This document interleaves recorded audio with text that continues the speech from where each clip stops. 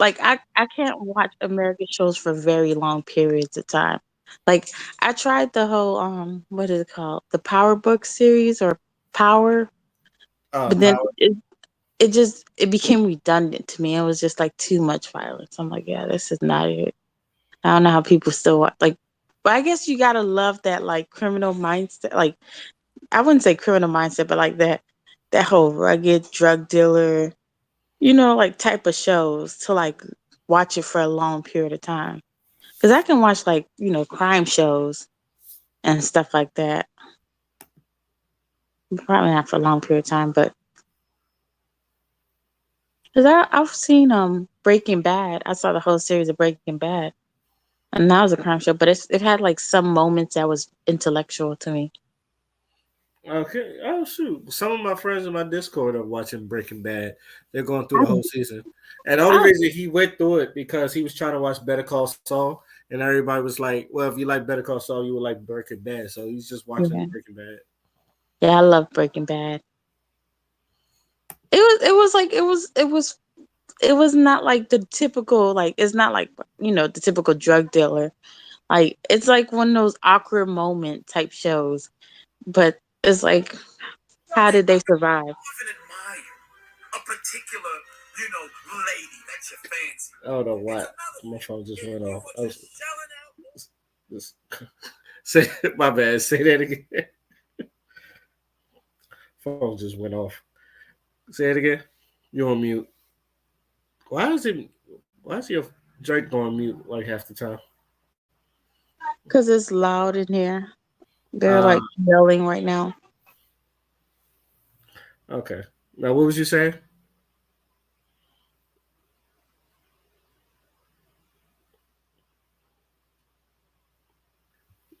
What was you saying, B? Yeah, I wasn't saying nothing. Oh, well, as y'all can see, we already started talking in, and after the party is the after party.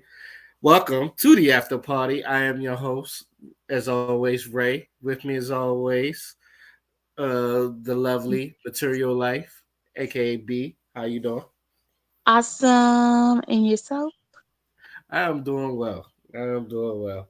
So today we got a video that I feel like it might, I feel like we can enjoy reacting to. This is from Be a the little bit controversy happening. Very much needed. yeah, and I wanted to get as always. I wanted to get B's opinion on it, and let's see. This is coming from the Daily Wrap Up crew, and it's from one of those long podcasts that they usually go through. And this one's called "I Was Taught to Dislike Black People." Um, First off, B, you can see the screen, right? Making sure. No, there's no screen right now. Oh shoot! All right, It's just me and you here. man. All right, there you go. Okay. Yeah, I think the screen is coming.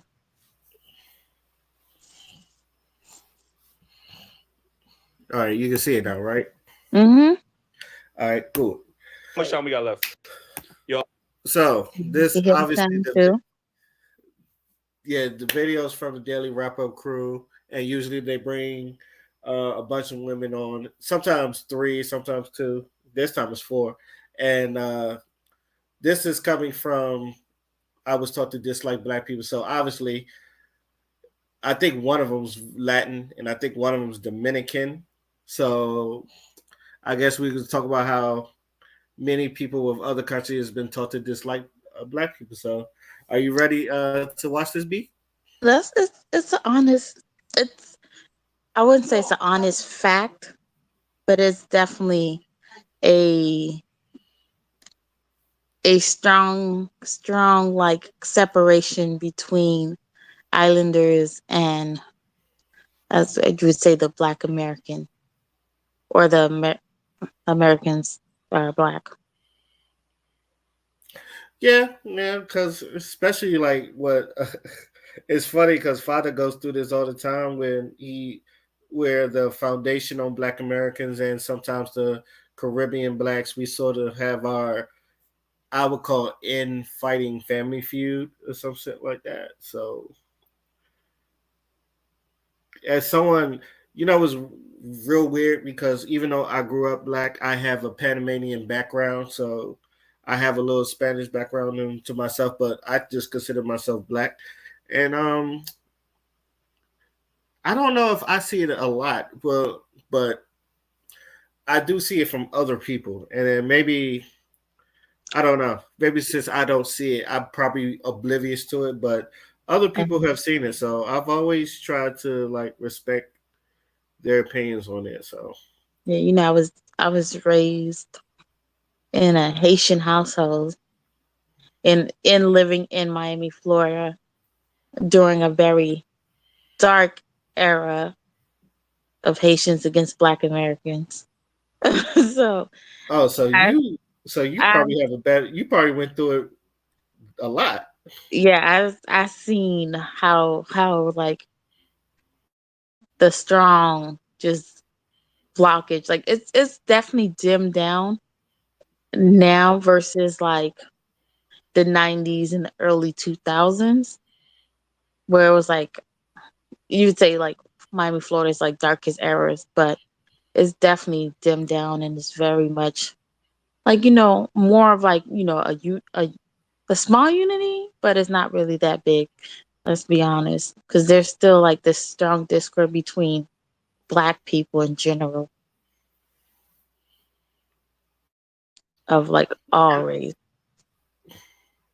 Yeah, I've seen that on like I try my best not to get into. In my opinion, like it's stupid to get into. It's understandable, but it's stupid to get into it because, in my opinion, we're all black. Like, and I feel like we all like experience some sort of racism when we come through, but I do understand like family values come through with like different Mhm. heritage and different cultures. Like, I guess I know Haitian cultures, they got their own cultures within themselves different from American cultures. So there's going to be things I don't understand, but it's in their culture. The same thing with like a lot of Jamaican cultures, a lot of island cultures, a lot of Caribbean cultures, and as well. So Yeah. okay. So without further ado, let's get to the video. Yo, you can play that clip that I sent you. Because this kind of correlates to kind of what we was talking about. And this is how. Part of our culture is to frown upon dark-skinned people. It's been passed down to us by the Spaniards, by our colonizers, by the people that conquered us, taught us that dark skin is inferior, light skin is superior. We were taught that. It was passed down to us, meaning it's part of our culture. That doesn't mean I go out in the streets and want to hurt black people because they're black. Right. It means that our teachings, the way we're raised, is that we are raised to subconsciously believe that dark skin is inferior and light skin is superior. My grandmother was visiting one day from Mexico. She's never lived in the United States. She has no idea what life is out here. She was watching Univision News, where they depicted a black American committing a crime. She turned around and said, Oye, estos negros solo estorban, ¿verdad? Hey, these black folks, all they do is get in the way, huh? Here's the interesting part. She's never met a black person in her life. She has no idea what it's like to interact with a black person, but yet she already has an opinion about black people as a whole. Why? Because part of our culture, in this particular case, Univision News, since we were children, we have been subliminally taught that blacks are bad, criminals, etc., and whites are good, decent, giving, saviors, etc. Now, before I continue about that, it's weird because like where I lived at is like black and Latin, more or less Mexicans and Hondurans and all that stuff. Now we got along, but there were a few families that I'm not gonna lie to didn't rock with black people like that. But we all went to the same school, so it's like I've seen both of that, but I never really took it as racist, more or less colorism, because I know like especially in most Latin cultures that the lighter you are, the more opportunities are open to you, and in the dark world they treat you really badly. So, um, have you ever experienced stuff like this, B? Well, I didn't really interact with like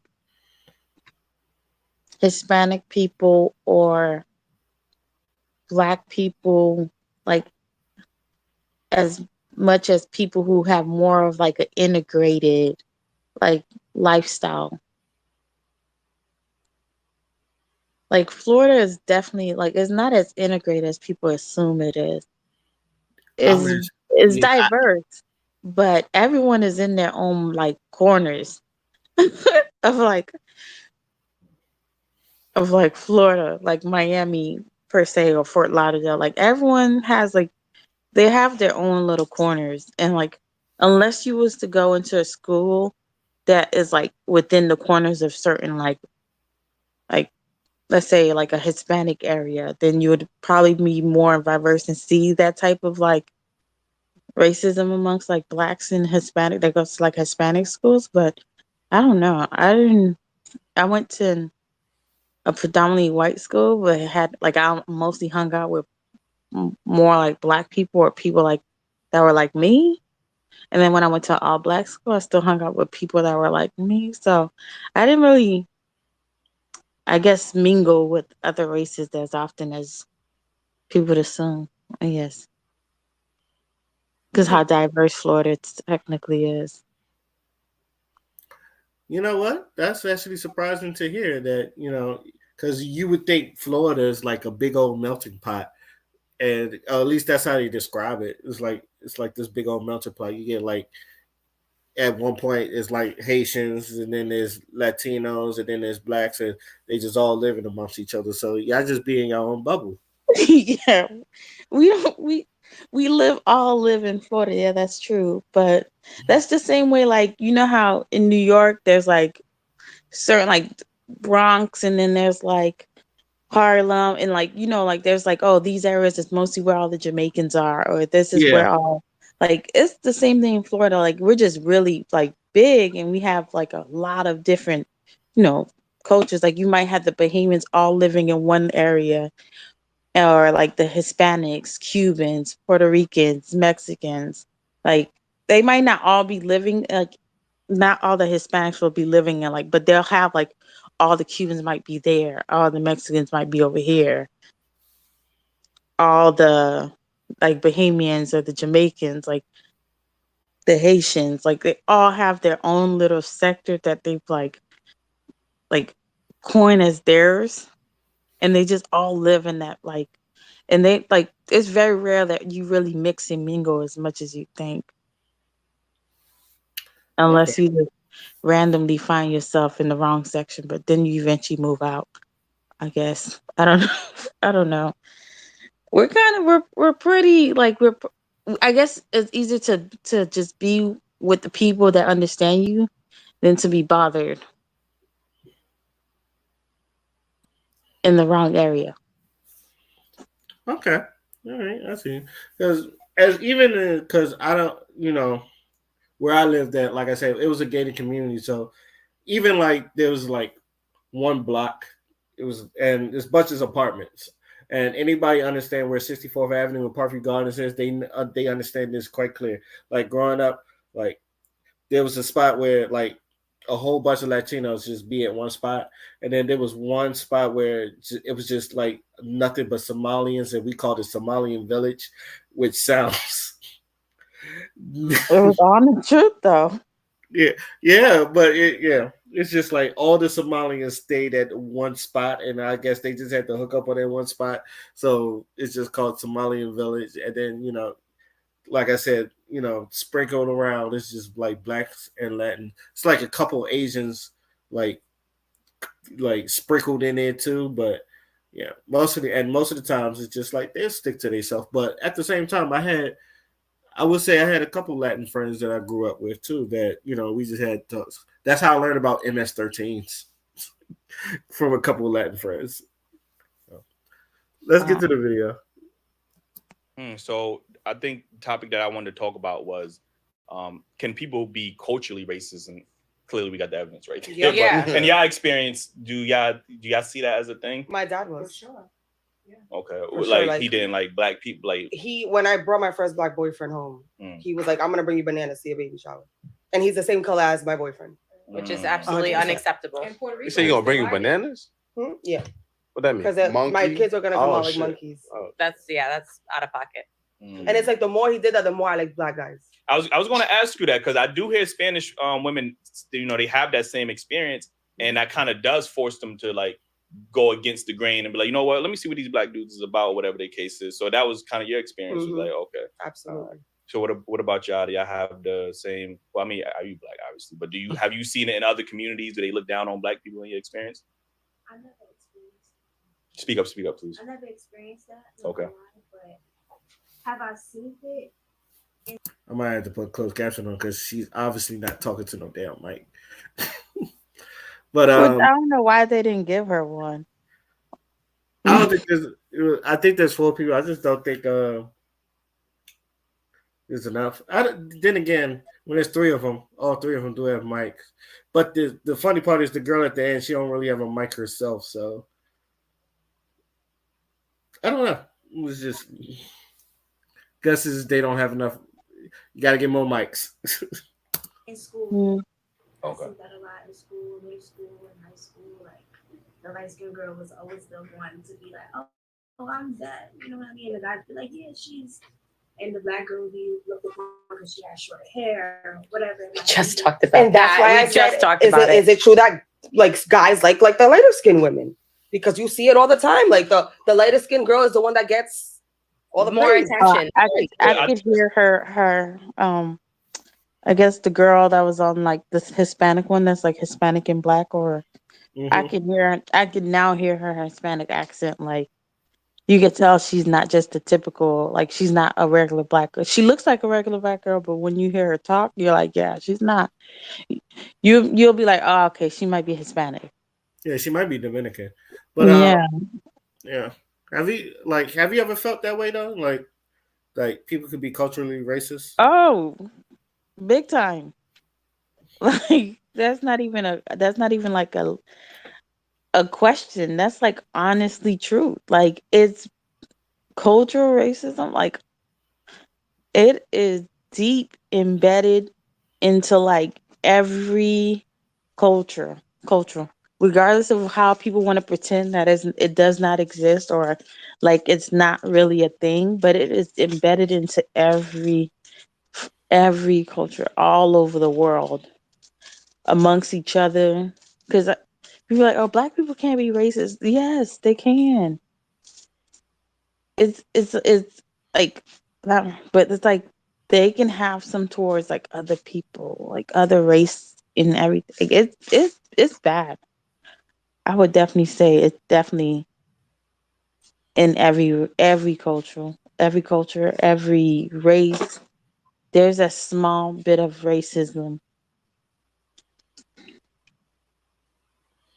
Yeah, I think everybody. I always say this. Everybody got their things about other races that either they don't like, or they probably heard from, and then they probably see it once or twice, and they've been like, "See, they do that." So, and even black people, when we see other races of people, we do that.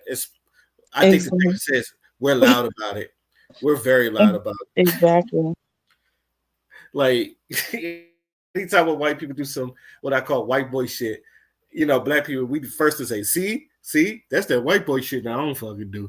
You're like, what the hell? Or we see I hate to say this, a Chinese driver or some shit like that.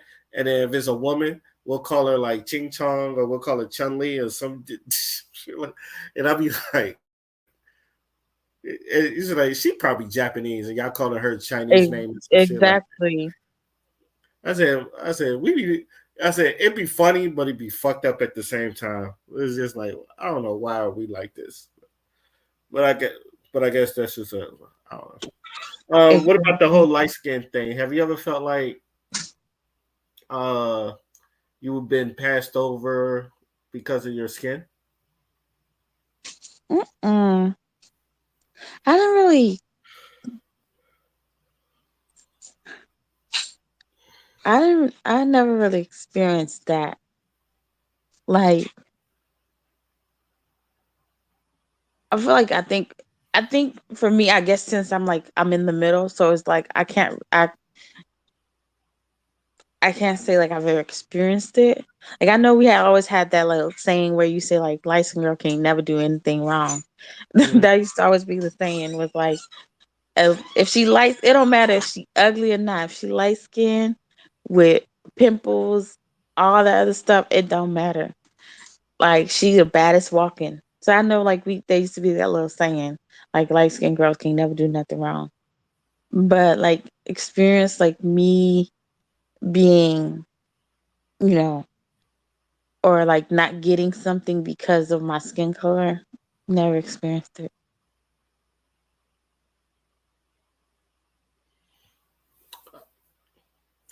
I, you, you know, it's funny because I don't think I ever paid attention to it because maybe because I think for difference between men and I think men and women, I think it happens to more women than it does to men.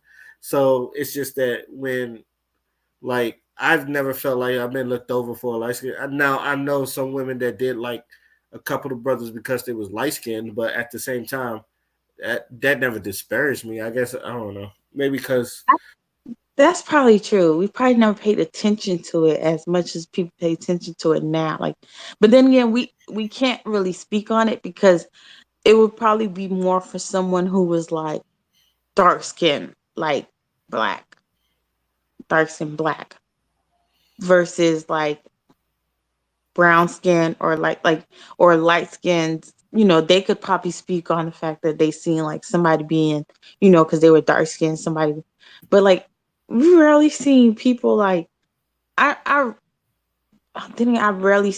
I don't think like I know bullying exists, but I felt like I didn't really see bullying like growing up, other than on TV, like amongst or bullying happening to like white people.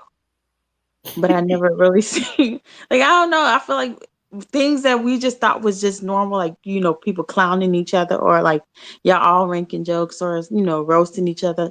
Like I never seen somebody like take somebody to the bathroom and dump their head in the toilet. Like that's just weird. Like why would you do something like that? yeah, That's I assume that's white people shit because I've never seen a yeah, black or person like catch a story or and what they getting call thrown inside of what is it, the a little locker. lockers in the school. I'm like, what?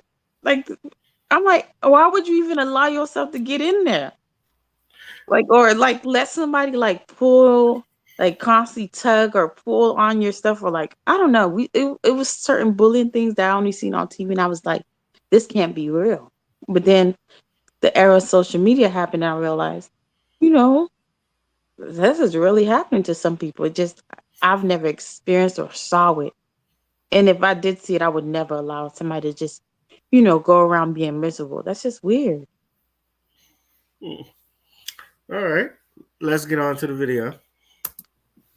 That's culturally like I hate to just kind of Now put you this go, on now you- like black men, but even in Asian cultures and Indian cultures, they colorism exists over there as well. China but they're too. men. Spanish culture. You know what I mean? And I hate when we talk about colorism because we just try to pinpoint it on black men. And I agree, it is a thing. You know what I mean? But other ethnic groups of men participate in the same colorism. But again, their women aren't controlling their narrative. So it's not like they know it's a thing, but their women are not going, oh, Asian men are colors, because that's the thing in Asia too. Like they bleach their skin in Asia. Like you get what I'm saying? So, or Indian women is not saying, oh, well, Indian men only. It's true, but they're not over there on social media blasting their men for it. I'm not saying it's a good or bad thing, but again, it goes back to controlling the narrative. And what about you? Have you had that experience, or have you noticed about that? So I mean, I would say my parents, you guys know I'm Portuguese, they were not racist whatsoever. They were from a standpoint of if she's happy, then we're happy, and that went for me, my brothers, and whatever. Okay. They're very welcoming and loving, but I have seen it where some cultures talk down, like are just blatantly racist, and that's a shame, and it leaves a very sour taste in my mouth. It's unacceptable. Mm-hmm. What about you? The father of my kid's dad, he's Puerto Rican, and he didn't want him to date me because he thought I was black. So he's like, oh, she's dark, don't date her. And it was just like, if I would walk in their house, he would blatantly disrespect me, not say hi to me. I would look him in his face, say hi. He would just ignore me and stuff. And his grandma is darker than me. Say Darker that's- than my that- grandma. to be Which like is that. My not grandma, even Like, shit. my grandma's her color. Like, My and grandma's he didn't know racist, anything about and me. He will not walk my aunt down the aisle, and my aunt married another Dominican dark guy, and he will not walk her down the aisle because he was dark. Yeah, I just You ever wonder why parents are like that? It'd be so weird. Like, and the crazy thing is, it's like they received that much hate, and then I guess they became oblivious and blind to it and forgot about it, and then turn around and spew the same hate they received. That's like so weird. Because if you're darker than, like, her family or whatever, and then you have the audacity to like be upset when you're darker than her, like, that's just weird. Like, I understand if he can explain it and say because he knows how much, pain he went through being in your family, like being a part of the family and stuff. So he wouldn't want his son to go through the same thing, but to blatantly just like be disrespectful to me that's just weird. What's funny? Like, I never, until I was an adult, and a lot of black women used to tell me this. Like especially a lot of dark skinned women, that people used to come up to them and say, "You're pretty for a dark skinned girl." And be mindful, my preference is dark skinned women. So I've never said that. It's just, if you're pretty, you're pretty. But I've never heard someone say, "Yeah, you're pretty for a dark skinned girl," and or pretty for a black girl. And it usually be black people saying that.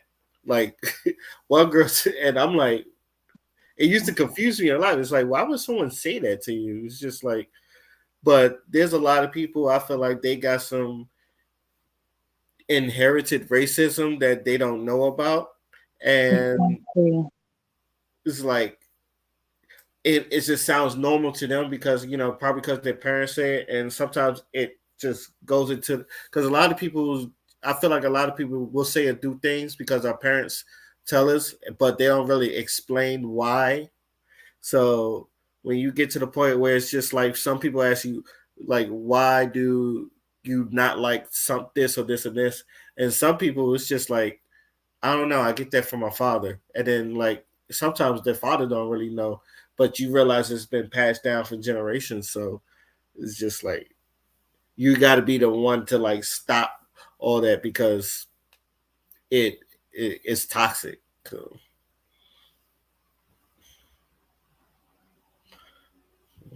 You know what's so crazy about that is, I don't know when we started saying, "Oh, you're pretty for a black girl," because I don't remember growing up ever saying that to anybody. Like, oh, you're pretty. Oh, she's pretty because she's so pretty because for being a black girl. Like, I understand people used to be like they'll be like, oh, like they'll be shocked when you say like, oh, you're African or you're Bahamian or you're like Haitian or you're, some, like, I don't know, some race other than, like, if you're a black person other than being American black, you're something else. They'll be like, oh, you're pretty. Like, I didn't even know you were this race. I didn't even know you were that. I didn't even know you were this. I didn't even know you were that. Like, you don't look like the normal. And you're like, what they supposed to look like? Like, I'm so confused because I feel like I look like every other Haitian I've seen before. Or like your friend's African. Oh, like, I didn't think you were African. I thought you were just black. Like, they can't be pretty and be like, someone outside of being an American. But then, you'll be like, oh, she's so pretty. If only like she'll lose. Like, I know we'll say that about people who like a little heavier in weight. Oh, she would be so pretty. She'll even be more pretty if she lost like a few pounds, like if she was small or skinny. And I'm like, and I used to, thinking back, that's something I would probably have said was, oh my gosh, she's so pretty. Even though, like, imagine if she like lost some weight, she'll just be even more gorgeous. And I'm just like, that's inherited, like, just natural, like, ignorance of thinking that you didn't even realize that was embedded in you, that you just naturally say. But I've never in my life said, oh, told somebody like thought, oh, she would have been so pretty if she was light skinned or she was brown skinned to a black girl. Like what? I just thought she was just pretty in general, like, or any girl, like it's just they're just pretty. Like even if they're light skinned and they were ugly, I was like, damn, girl, ugly as hell. But it's never been a thought, oh, because she's light skinned, she just bound to be pretty, or if because she's dark skinned, like it's just not pretty in her bone.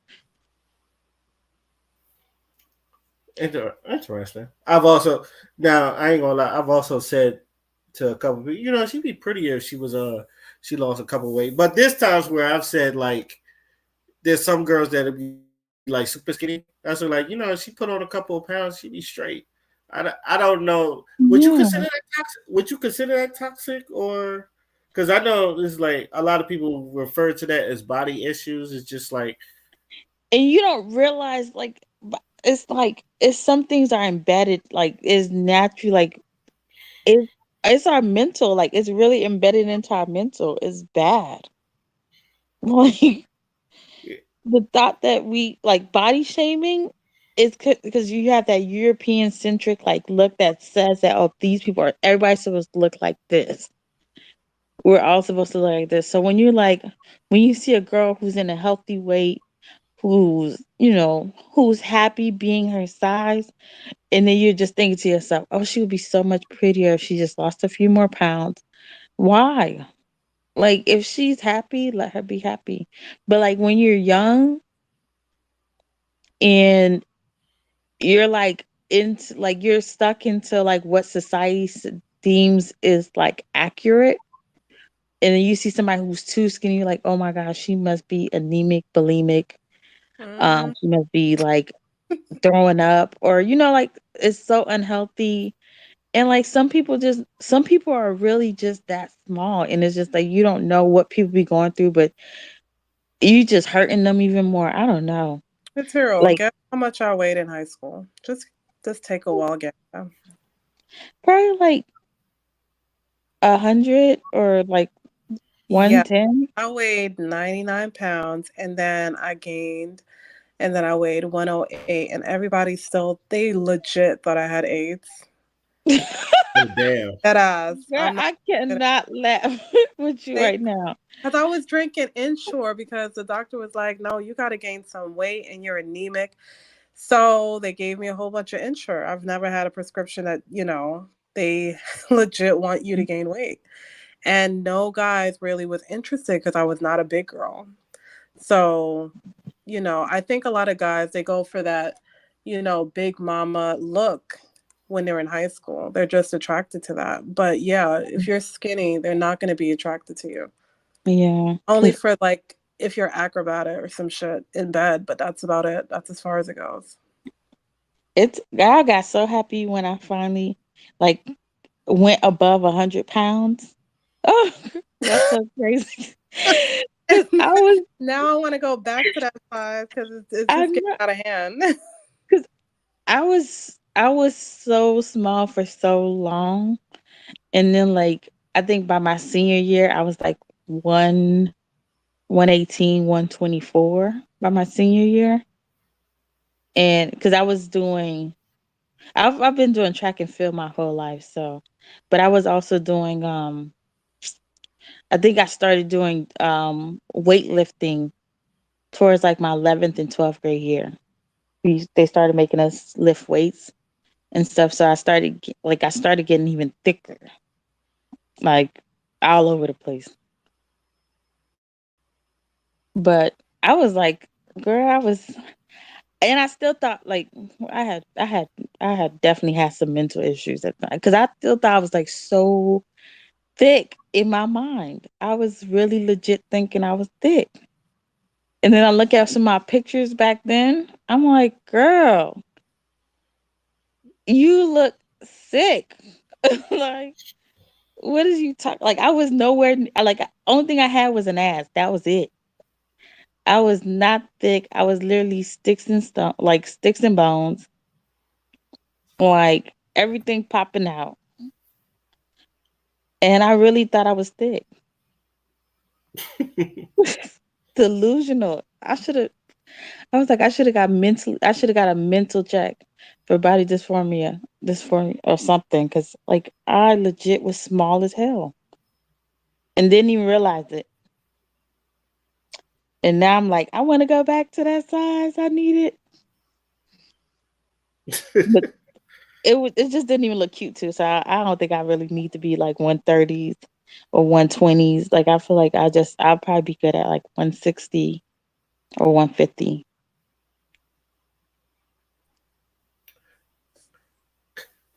Crystal done into the chat, by the way. How you doing today, Crystal? Hola. What it do? I'm all Okay. late. It's fine. You know, I figured to hit you up on this, and also because you know this video was basically talking about being culturally racist, and I think the one on the left is Dominican, the one on the right is Portuguese. I don't know about the one in the middle, and they was talking about experiences like being culturally racist and stuff. So the one And on the left, yeah, I the think the one on one the all the way to the right I think she's Hispanic too. yeah, she's Portuguese. No, like you know the other girl. Oh, The the first other. girl. Oh, she's Puerto Rican. Yeah, you're right. There's a four. She like Puerto Rican, and she the one on the left. She was talking about her father. He didn't like anybody dark, and he was just as dark as but he didn't like the men she brought, or she didn't like. Her father didn't like the black men that she brought around, so she just kept dating them. So Dominican? yeah, Dominican. Oh, that sounds about right. Because in New York City, that's how they are. I'm not saying all of them are like that, but a lot of people mistake even me for Dominican. And when I wouldn't speak Spanish, they would look at me, oh my gosh, like, how are you Dominican and don't speak Spanish? No, sweetie, I may look like you, but you don't consider yourself black, so we're not the same. But the hate between Dominicans and black is deep. No, it's deeper with Puerto Ricans. Don't ever call a Puerto Rican Dominican, and then never call a Dominican a Puerto Rican. Like it's like I had to learn the hard way. No, I'm talking about like because the Dominicans and like Haitians, even though they share the same land, literally, but it's deep from like centuries and centuries of like war amongst each other. So like that's why like the hate for black is so deep embedded. Is from like it makes sense because who conquered the Dominican Republic? mm, How do you think childhood. Dominicans came about? And that's crazy because Haitians is the reason why they have their land. That's just the crazy thing about it. Sure. Is the hate they have for us is the only reason why they have their own land.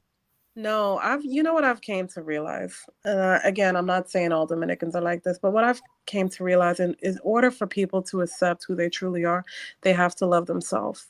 So if you're taught how to hate yourself for centuries and you don't even know your own history, you are going to spew that. So I can't even be angry at them because how you have melanin in your skin and you legit say you're Latina or Latino, but if you really look at the origins, where the fuck do you think they came from too? But okay, let's play like we're blind. And then, you know, like let's pretend that you do get burned up by the sun and everybody.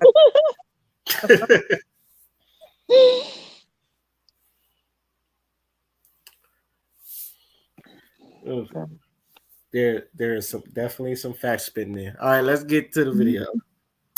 I really find it very interesting because you know it's not even just with Hispanic cultures; it's even with other Black cultures that have a negative. Like there's some Caribbeans or some Africans that will look down upon Black Americans because they did the same type of they're ghetto, they're ratchet. They don't have. From a Caribbean standpoint, some Black people really are uncultured. They're uncultured.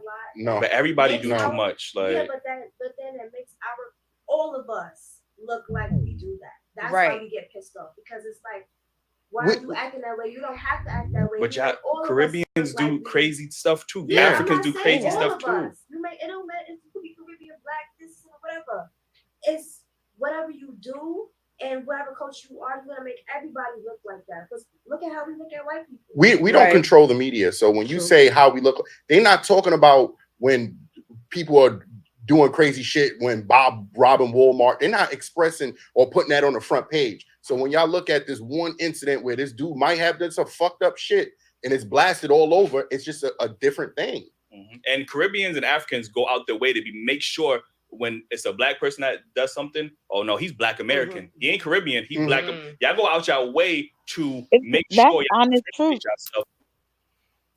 I was about to say, do you agree with what he was saying? It is. Let me not say it's 98% facts. I won't say 100 because it might, there's some points out there that some people probably not like that. But when it comes down to Caribbeans, and they small embedded dislike on Americans, like Black Americans, it is real life. They want to make sure there's a separation between them and who they are. Like they feel like you can't put us in the same bracket with the regular Black American, like, because they want you to know they not the same, even though they're the same, but they not the same. Like they feel like the Black Americans, don't have to fight no more. Like they don't have that urgency or that want to, do better or be better. And they feel like, they came from nothing, so they're fighting still. They want more. And they just feel like, they just feel like there has to be a separation. I agree. I totally agree with that. I've been in a couple of even personal situations with my family where, people come out of town, I say something they consider rude. My cousin that's from the Caribbean will say the same exact thing. Nobody blinks an eye. But when I fucking say it, she was raised. I said, first of all, my grandmother raised me. She's from Barbados. So what are you saying? That Bajan people don't know how to raise? Like, deadass, you should go over there and tell her to her face, because that's fucking rude. I said, one thing she taught me is if you give respect, you get it. Period. Twisted. So, yeah, they're quick to call out my American heritage, and I'm quick to tell them to go and suck a dick and die, because I'm not the one.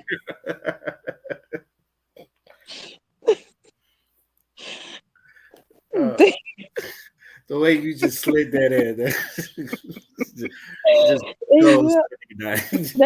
that's why I'm like, the first time I ever experienced or what people say that I won't be racist because black people can't be racist. But the first time I ever experienced racism was within my own house. That's when I knew it was real. It wasn't from outside. I used to be so embarrassed. I'd be like, Lord, I don't want my parents to start talking about anybody.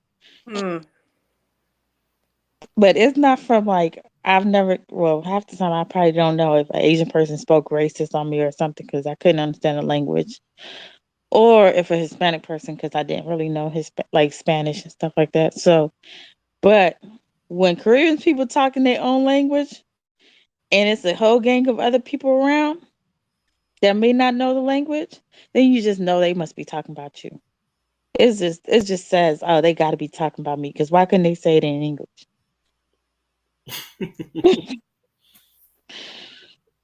I've had that same type of paranoia. I watched the episode of Cosby Show. I was like, I'm just waiting to hear my name. That's just it's like as long as I don't hear my name, they ain't talking about me. But that's just me. Let's get back to the video. And this is why we have this diaspora war. Yeah, but this is why we have this diaspora war going on amongst black people on the earth, is because it was like, okay, we're not those blacks over there. We're this black, or we're different. We got more class, or we everybody do some crazy stuff. Like, you know what I'm saying? Like, let's not act like everybody's perfect and there's only just black people that do all this crazy stuff. Too much too. Yeah, absolutely. And DR, there's a place that if you have curly hair, they will not let you in. You need to straighten your hair to go into that restaurant. Which is so this 2023 and we're still on that. That's unacceptable. Like that in Barbados. If you're not a lighter, Child, you can't go in certain places. They will look at you. this Portuguese girl, Mhm. I don't know what she bring into this conversation other than unacceptable. That's all. What the- All right, which one's Puerto Rican? It's the one in the white. No, Okay, the so Portuguese is the one in the white. I think the Puerto Rican yeah, she's is. Portuguese. Okay, it I shows. think I heard Barbados from I her. heard I'm it not too. sure. I think I heard about it, but obviously I she thought ain't she got a was that mic. she was. Did she say she was black? I don't know, child. Yeah, Who said? The girl, the red. I thought she said she was black. I don't know, child. I'm. She It's must. hard here. And I she was like, knows I about wish. Barbados. The island is so small. If you're saying Barbados, anything, she might be raised Bajan. So I don't know. Mhm. Yeah, obviously, and she's Dominican, obviously, because I'm missing it a couple times. Yeah, you could hear that accent thick. Mm. Yeah. It is not. It is screaming. I'm very much not just black. I'm something else. Just know that. But she looks like she's just, just black. But then Yeah. when she talks, you just know, okay, yeah, she ain't regular black person. Mhm. And I think sometimes black people who don't like, who's been raised in America for so long and don't lose that like Hispanic ting from them, is Mm. so they don't get labeled just as black. Well, not only that, it's embarrassing, especially in New York City, for you to walk around and you around your people like basement parties and stuff, and your accent is absolutely gone. They're gonna look at your parents like, where did you go wrong with your child? Like they're gonna judge them. Like I remember one lady, she came up to me and I went to a basement party. She's like, you don't know what tennis rose is? I said, ma'am, look at my mother, look at my father, and ask me that question again, because that's rude. So then she was like, oh, you know what tennis rolls is? I said, yes. Yeah. Leave me alone. It's so crazy because 20 questions. in Florida is so weird because like you know how you live in Florida now. You know how Florida is so like broken down into different like sectors. Yes. And so most Hispanic kids, if you're not raised in like a Hispanic area, Mm-hmm. most of them don't know Spanish or have like a Spanish accent, especially if they're like ones that like that moved into like a different area and that like mostly like either mostly black or is mostly white or is mostly, mixed. Then you be like, do y'all not know Spanish at all? Like it's weird how you don't know your own like, native language. But Yeah. I don't know Spanish. And I'm just like, how do you not know? But they don't live in like Spanish towns or like go to schools where it's predominantly Spanish schools. So they've never learned it. And then even when they learn it in like Spanish, 1 and 2, they don't remember that. I'm like, don't you speak at home? No, their parents don't speak Spanish with them. What? Not a Caribbean parent. Oh, they're gonna make sure you learn that language. Even if it's hot. Learn. Because when they get mad at you, when they cursing you out, when they beating your ass, they gonna speak that language. I used to know like Spanish fluently when I was a child, and then I just forgot it all because my grandparents, both of them Panamanian, and they speak Spanish fluently. But it's just like, and there was a time where like I used to visit them every year, so I knew a couple Spanish words. Mm-hmm. And then next thing you know, I just stopped visiting them for some time, and I couldn't tell. I couldn't tell you some of this words that stuck with me. None of them stuck with me. It's like a whole memory dump. But I was like a little kid. I felt like if I was like older, I probably would remember most of it. But nah. No, what you need to do is just go to Spanish Harlem. Just stay there for a month. You'll learn everything. I believe you. I believe you. Let's get on to the video. They will look at you and be like, I wish they give this girl a mic. Yeah, I just I just think it comes down to obviously media. You know, media is America's biggest export. Like, you get what I'm saying? And oftentimes when they control Black people's image, it does come down to Black men are just, you know, gangsters. They're violent, overly aggressive, overly masculine, deadbeats. Like, we have a list of things that we have just for Black men alone. Like, you get what I'm Black saying? Americans. Which is crazy to me, because if you see most of the mass shootings, what are they? Exactly. What are they? They're white, crazy white people. Yeah, but Black men still, to this day, even though I always say this, white men in the world and society have a history of mass murdering, colonization, slavery, all the war, all of this stuff. But somehow the media has made it seem that Black men are these monsters. Like, you get what I'm saying? Even to this day, we are still painted as these monsters, even though we don't have a history of this. Like, you get what I'm saying? And it should be the white rappers and stuff. Yeah, I agree with that. He's not speaking lies. That's why I can say he's definitely not speaking lies. Because to be honest, I'm equally afraid of both sides. But I'm definitely locking my doors when I see white people pass by. It's not like I'm just freely just about to be stupid. Hell no. If I'm sitting in my car, I'm locking my doors. For anybody, even a damn small child, I don't trust none of them.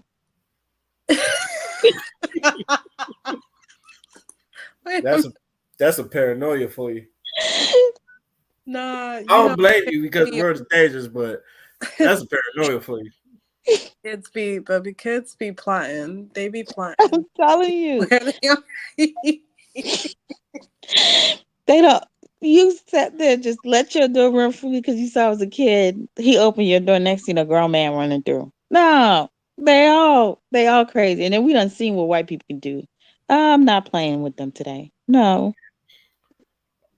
Also, and even though I know a couple white people that do this, you know, the white boys that open carry and they bring like AKs and machine guns to like regular spots like the mall.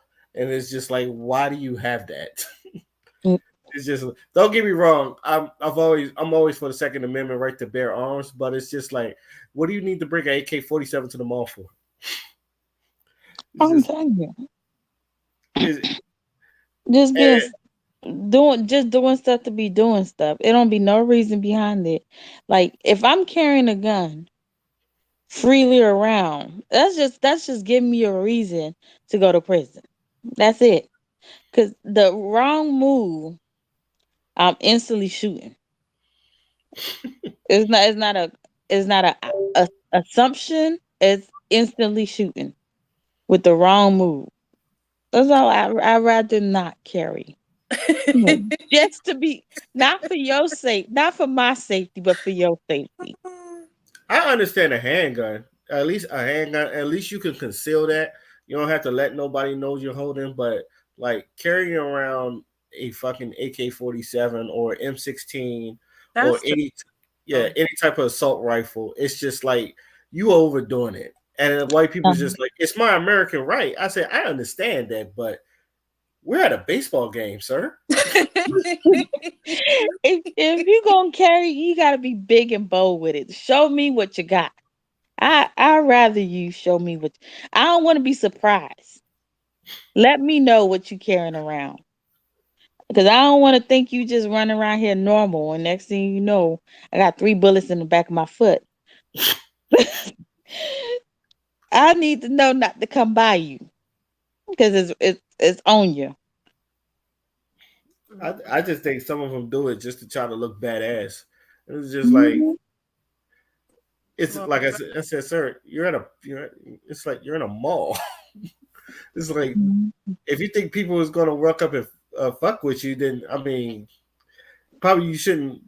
Maybe it's just me. You shouldn't look fuckwittable. I don't know. I think that's the. I feel like that's the like, and I know a lot of people don't like this as Black people, but I feel like this is a gift to us that we look unfuckwittable. Let me tell you, definitely do. Is like, I know a lot of people when we like, smiling, we just look like don't bother us. Yeah. For reasons of staying out of jail, but but you know what? people don't understand a gun don't mean shit. I've seen a man on Flatbush act like he's waving a gun around, he's gonna shoot people. And one of the guys that I've seen on the corner all my life until I moved from Brooklyn, that man beat his ass with the same gun that he was flaring around. Like, you're not, you look, you go to the mall because you know mostly who's there. You can't go to the corner of Flatbush, Church Avenue and stuff and be doing that shit. Mm-hmm. It's gentrified now, but back in the day, you can get whipped with your weapon. Back in the days, it was definitely built for toughness. Nowadays, since everybody's a little bit sensitive, so we can now understand racism. But back in the day, I don't think we realized like a lot of us youngsters didn't realize how deep, like it wasn't as obvious now as it was back in the day. Like back in the days, you might have a onesie or twosies. Now you just notice it's everything noticeable now. And then I guess the fact is the era of telephone, people can post it up. So now you're like, damn. And so some people secretly going through trials and tribulations and you didn't even know existed in whatever area you was living at. Because why would a Hispanic person go to an all black neighborhood and just think they could just say, stuff out loud and not assume they're gonna get their ass beat the hell up? Like, why would a white person back in the days go take their ass to a black neighborhood and just say, look at all these niggas, and think you just not gonna get your ass beat the hell up?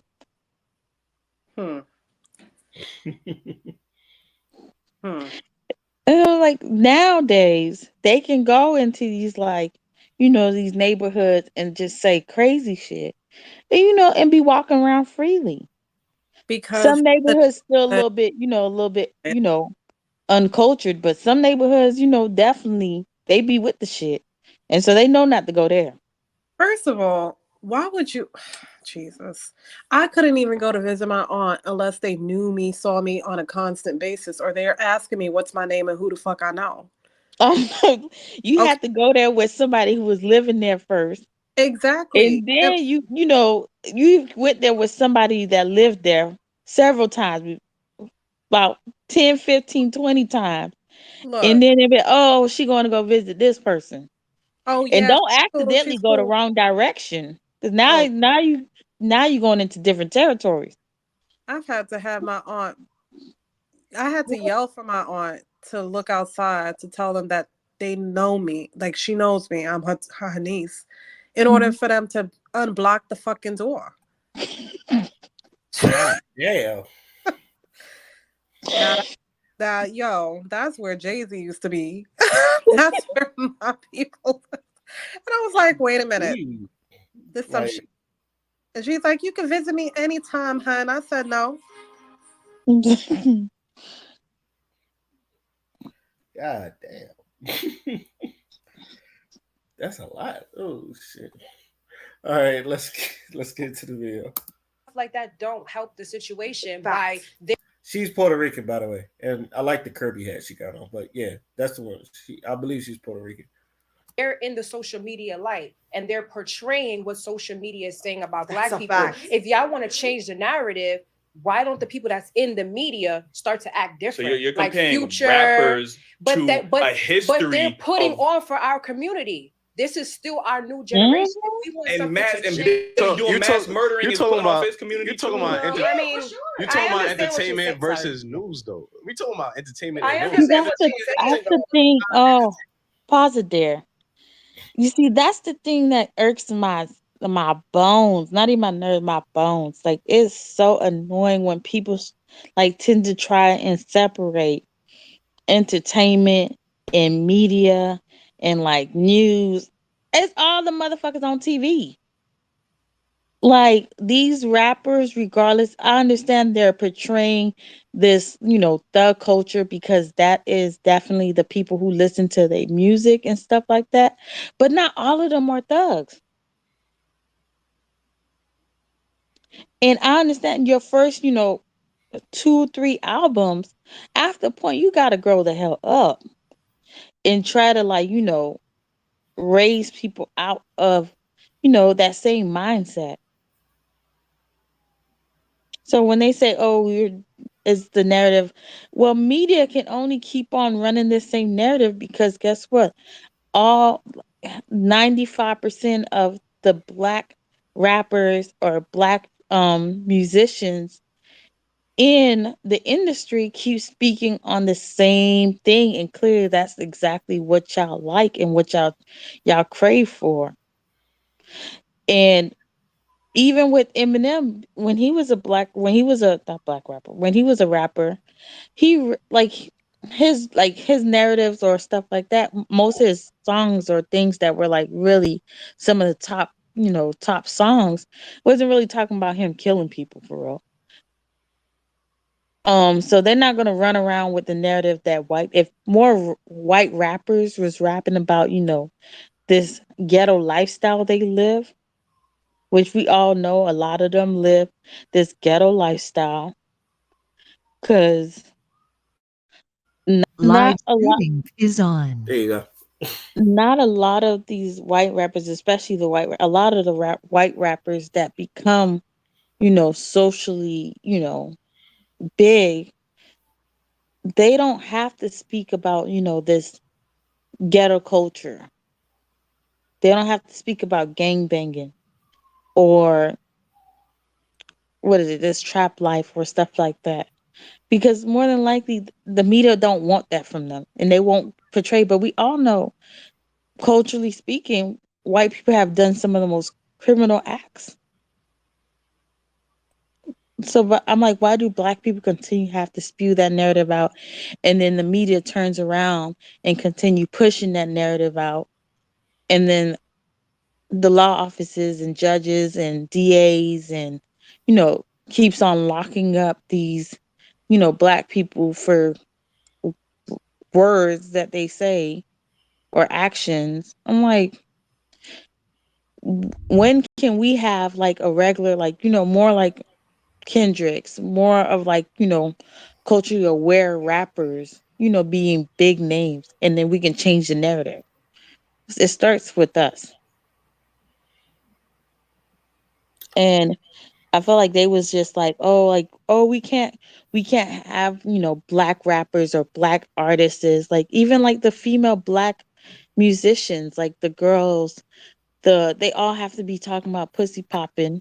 It's like, damn. And then, or being Tatiana's, like, if we can start shifting the narrative and allowing, black artists, to spew away from being that the typical what they expect from black people, and allow that music to really make money the same way that white artists can just talk about love without popping their vagina for the world and make millions. Okay.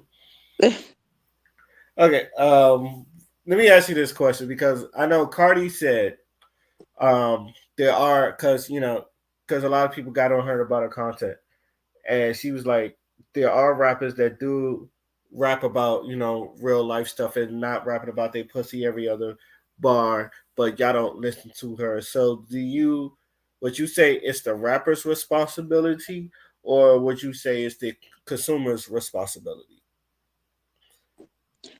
Because even she said, I made a song, I think it was the Be Careful song, and no one liked that. They was like, we rather hear Cardi about rapping about a pussy, so she just went back to rapping about a pussy.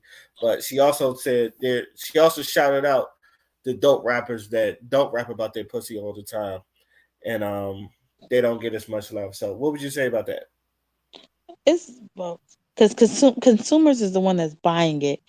And if we didn't have the option of, let's say, if all rappers that's out now just rapped about, just regular life without being like overly violent, and could shift it, and the consumers would just keep buying it because they truly like these rappers. Like Papoose don't really talk about gang stuff like that, and his music still his little fan base still be buying. Not little fan base. Let me stop saying that. But his fan base still be buying his music. I just realized I said that. I don't even know why I said little. I was just like, come on, B, get your mind. Like it's just embedded. I'm telling you. That's that inheritance that people talk about. It's just like I see you and your little friends. It's just Yeah. like, We don't even realize we be doing, and I just caught myself just now. I was like, why did I even say that? Like he has right. a whole fan base, but I'm just like, and his music so, and it doesn't have to be about. But I think the problem is so many people because they don't get the numbers that they assume will get, so they just get too terrified and just go back to what they are accustomed to, because the consumers will eventually come together.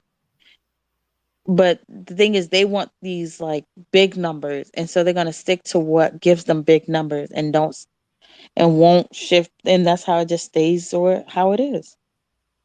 Well, it's a reason they're named consumers. They're going to consume whatever you give them. So if a majority of fucking rappers are giving them shit, the consumer is going to continue to eat shit and Mm-hmm. follow other people who's consuming the shit. Mm-hmm. And at the end of the day, you know, Cardi B has her own uh, swag, her own flavor, but I feel like she is speaking the truth because the consumers are eating whatever the majority of rappers are giving them to eat. Mm-hmm. But I feel like because of the platform she has, along with other female rappers, they can change the game. Like, you can't tell me that Queen Latifah didn't change the game. Like, she Mm-hmm. was rocking a whole bunch of people that are influenced by her with jeans and a tomboy t-shirt. You know what I Mm-hmm. mean? You got Left Exactly. Eye, you got Lauryn Hill, you got Erykah Badu. Now those are singers, they ain't so much rappers, but you know, a majority of women in the 90s always either spoke about love, or they spoke about their heartache, or they spoke about getting your education like Queen Latifah or other stuff. It was Mm-hmm. always, it was never like booty popping. It like the only person that came on and changed the game to have that kind of agenda, unfortunately, Kim. was Little Kim and Foxy Brown. And ever since But then, Foxy wasn't really like booty popping. She was more rugged. Like she was one of the dudes. But like, she still had that, banging body. right. So it was like hard to hide that. You can't hide that. I don't care what type of jean you put on. She was showing. So, but it was like, That's for damn sure. regardless. And then you had, Trina coming in later on. But it was Right. like, then all of a sudden, it was like, okay, we thought this was over. And then it was like, okay, females think that's the only thing that sells. For Yeah. black girls, Talent it's more. not, let me not say female, for black girls, they feel like that's the only thing that sells for them. That's the only thing that, people want to see. Like, even seeing, but it's like at the end of the day, if you can start shifting your look, um, like Chloe, I don't even know why. Like she was making more money not being naked. And then she turned around now, like she's in this body positivity era. Girl, they need to go sit that body positivity era somewhere and be it just be in this normal, mature woman era. Because I'm over the body positivity era. Mhm. Or like they say, okay, well, they wanted us to be covered. Like, just cover, just it. Oh man, that might be a podcast topic that we could like run through one of these days, or at least tomorrow. Mhm. We'll think about it. I will say this because rappers do grow, and I say this from at least from the male rappers that I know that I grew up listening to, like your Jeezys, your Gucci's, your Jay Z's, your Ti's. A lot of them, their content does grow. Some people stay the same, but you could tell there are something like Jeezy and Jay-Z. Obviously, you hear a lot of growth in there. Jay-Z, he's talking about financial freedom, and his last album, he was talking about financial freedom. So obviously, he feels like he's the trendsetter. So, and it was a time when Jay-Z said, like, we're not doing that, and people stopped doing it, like throwbacks. He's like, we're doing button-ups and stuff. So a lot of people wore button-ups instead of wearing throwbacks. It's like we're not drinking Cristal no more with like Ace of Spades. A lot of people jumped on that. So I love Jay-Z. I love yeah. him. So it's obvious, like you can understand there is power in the media, and I feel like a lot of our celebrities that figured it out know that you could do that. If you could get someone to jump on something, that they will definitely jump on there. So, like Jay-Z went from selling drugs to like selling music, selling streams. Mm-hmm. That's growth. 50 Cent, even if you don't like 50 Cent shows you like instead of hustling drugs, he'll hustle TV shows now.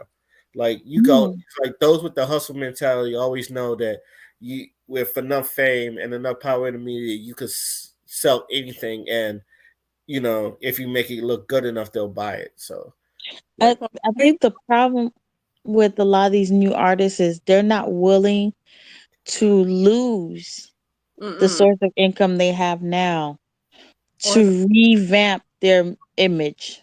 Because at the end of the day, you're talking about, first of all, it don't matter how much you want to be naked on the screen. If your music isn't selling, it's not working.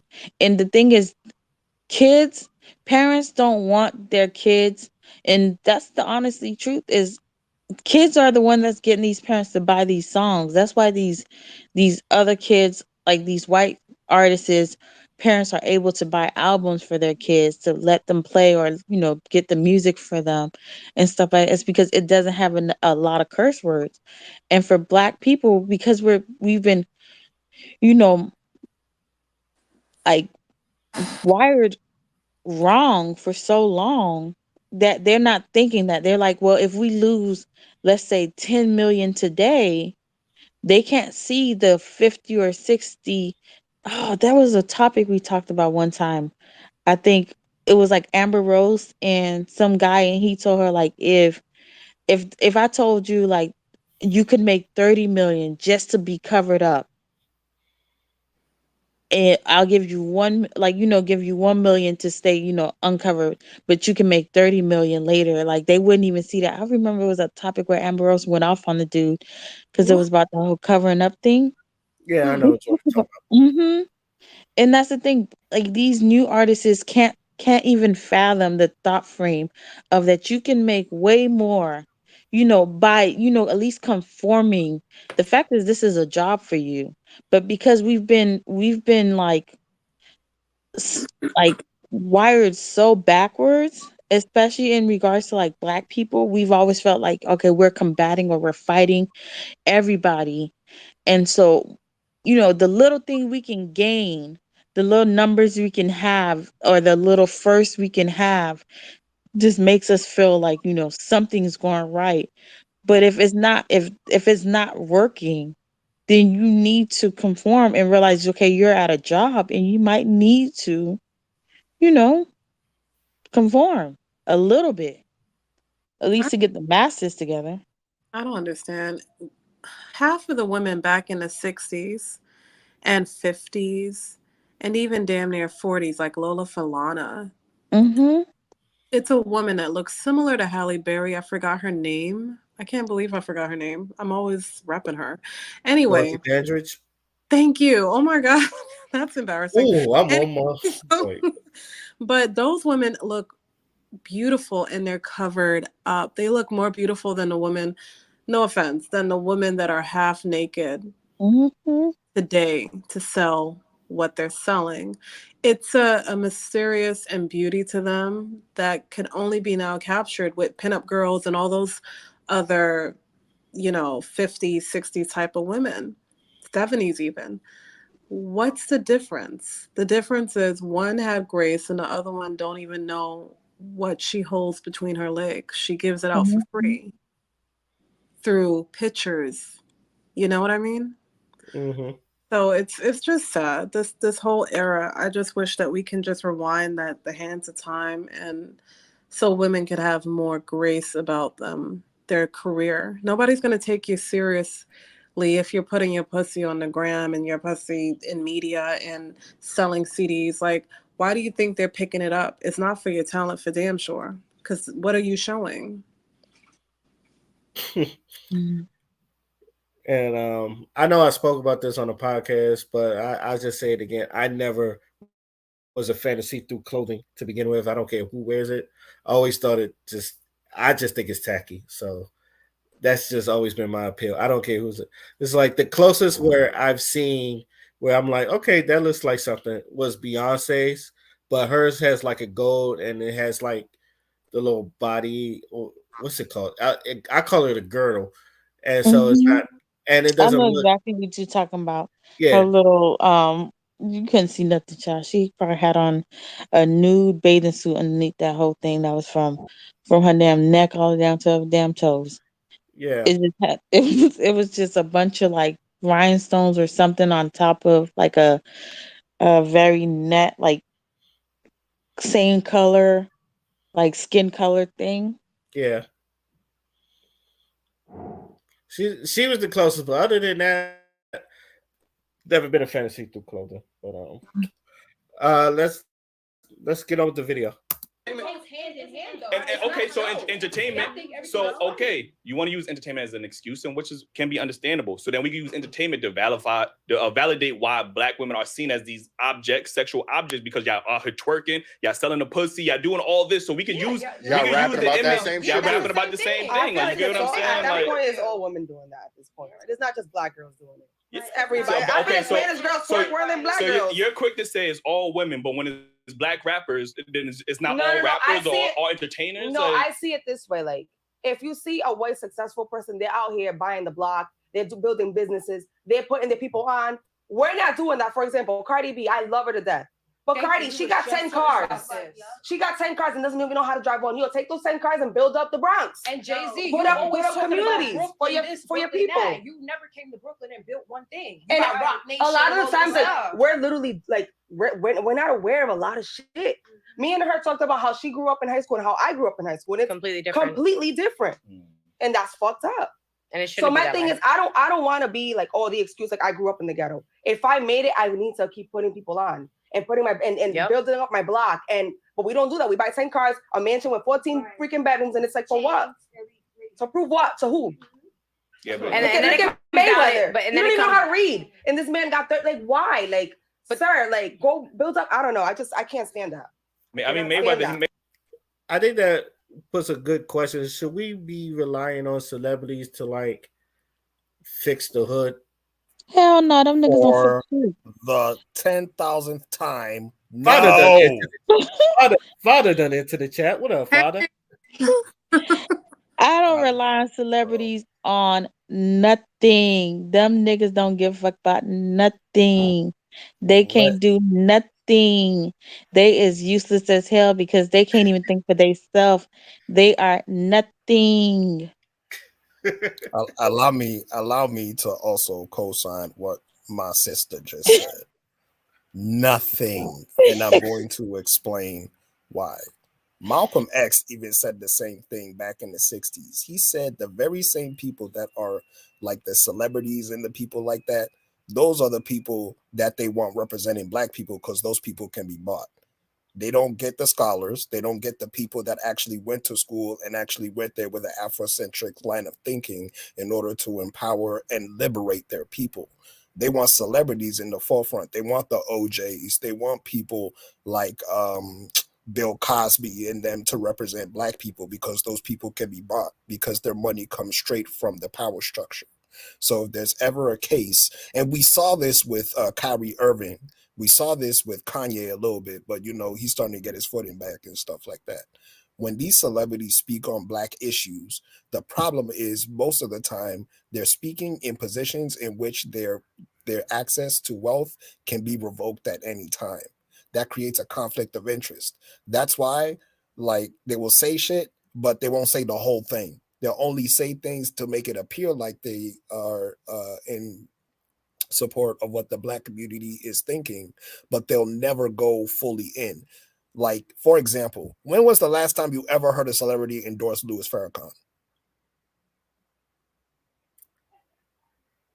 Mostly in raps, but not out in, like, let's say, media. Exactly. Because they know that if they ever bring that man's name up, their bag is gone. You feeling what I'm saying? And now a lot of people in the black community, we love Minister Louis Farrakhan. He provided the example of how a black man conducts himself, and he's been doing this work for more than 8 decades. You feeling what I'm saying? So it's like this topic that they're talking about, I understand what they're saying, but it's not up to the celebrities. They only prop them up in order to make it appear as if it's possible to gain this type of wealth or to gain this type of clout. But usually when the average person gets clout, they either do one or two things. They either do something stupid or they do something to bring back the collective consciousness of black people. And we see this all the time. Like as soon as somebody gets some clout, they're on TikTok, they're on Twitter, they're on Facebook saying dumb shit, doing dumb shit, and like literally holding us back. But when it comes to people that actually have scholarship, and it would encourage you to read books and to encourage you to watch documentaries that will reshape your thinking about not just how to be a black person, but how to liberate yourself from this society, then all of a sudden nobody wants to invest. So we're basically eating ourselves at this point, because this is something that's been happening for so long, but it seems like every single time we have a conversation about it, it's always about the same people over and over again, no matter what generation that you're looking at. Right now, it just happened to be the Cardi B's, the Megan Thee Stallions, the what's her name, Saweeties, like all those women that that's how they get their bag. You know what I'm saying? But it's celebrated because we celebrate people who just make a whole bunch of money. It doesn't matter if the person is dumb as rocks. As long as they have money, for some reason, we just simp for them. And also, I do want to say this. There were people that actually did try to help out the community. They end up dead, like your Jam Master Jays and your Nipsey Hussles. And I want to say Chinky Drugs, but I know Chinky Drugs was in the hood, and he got killed by his own people in the hood. XXXTentacion, I know he's done charitable work because he wanted to give back to people. He got killed by 3 niggas. So there's been people that have been the day before his charity work. Yeah.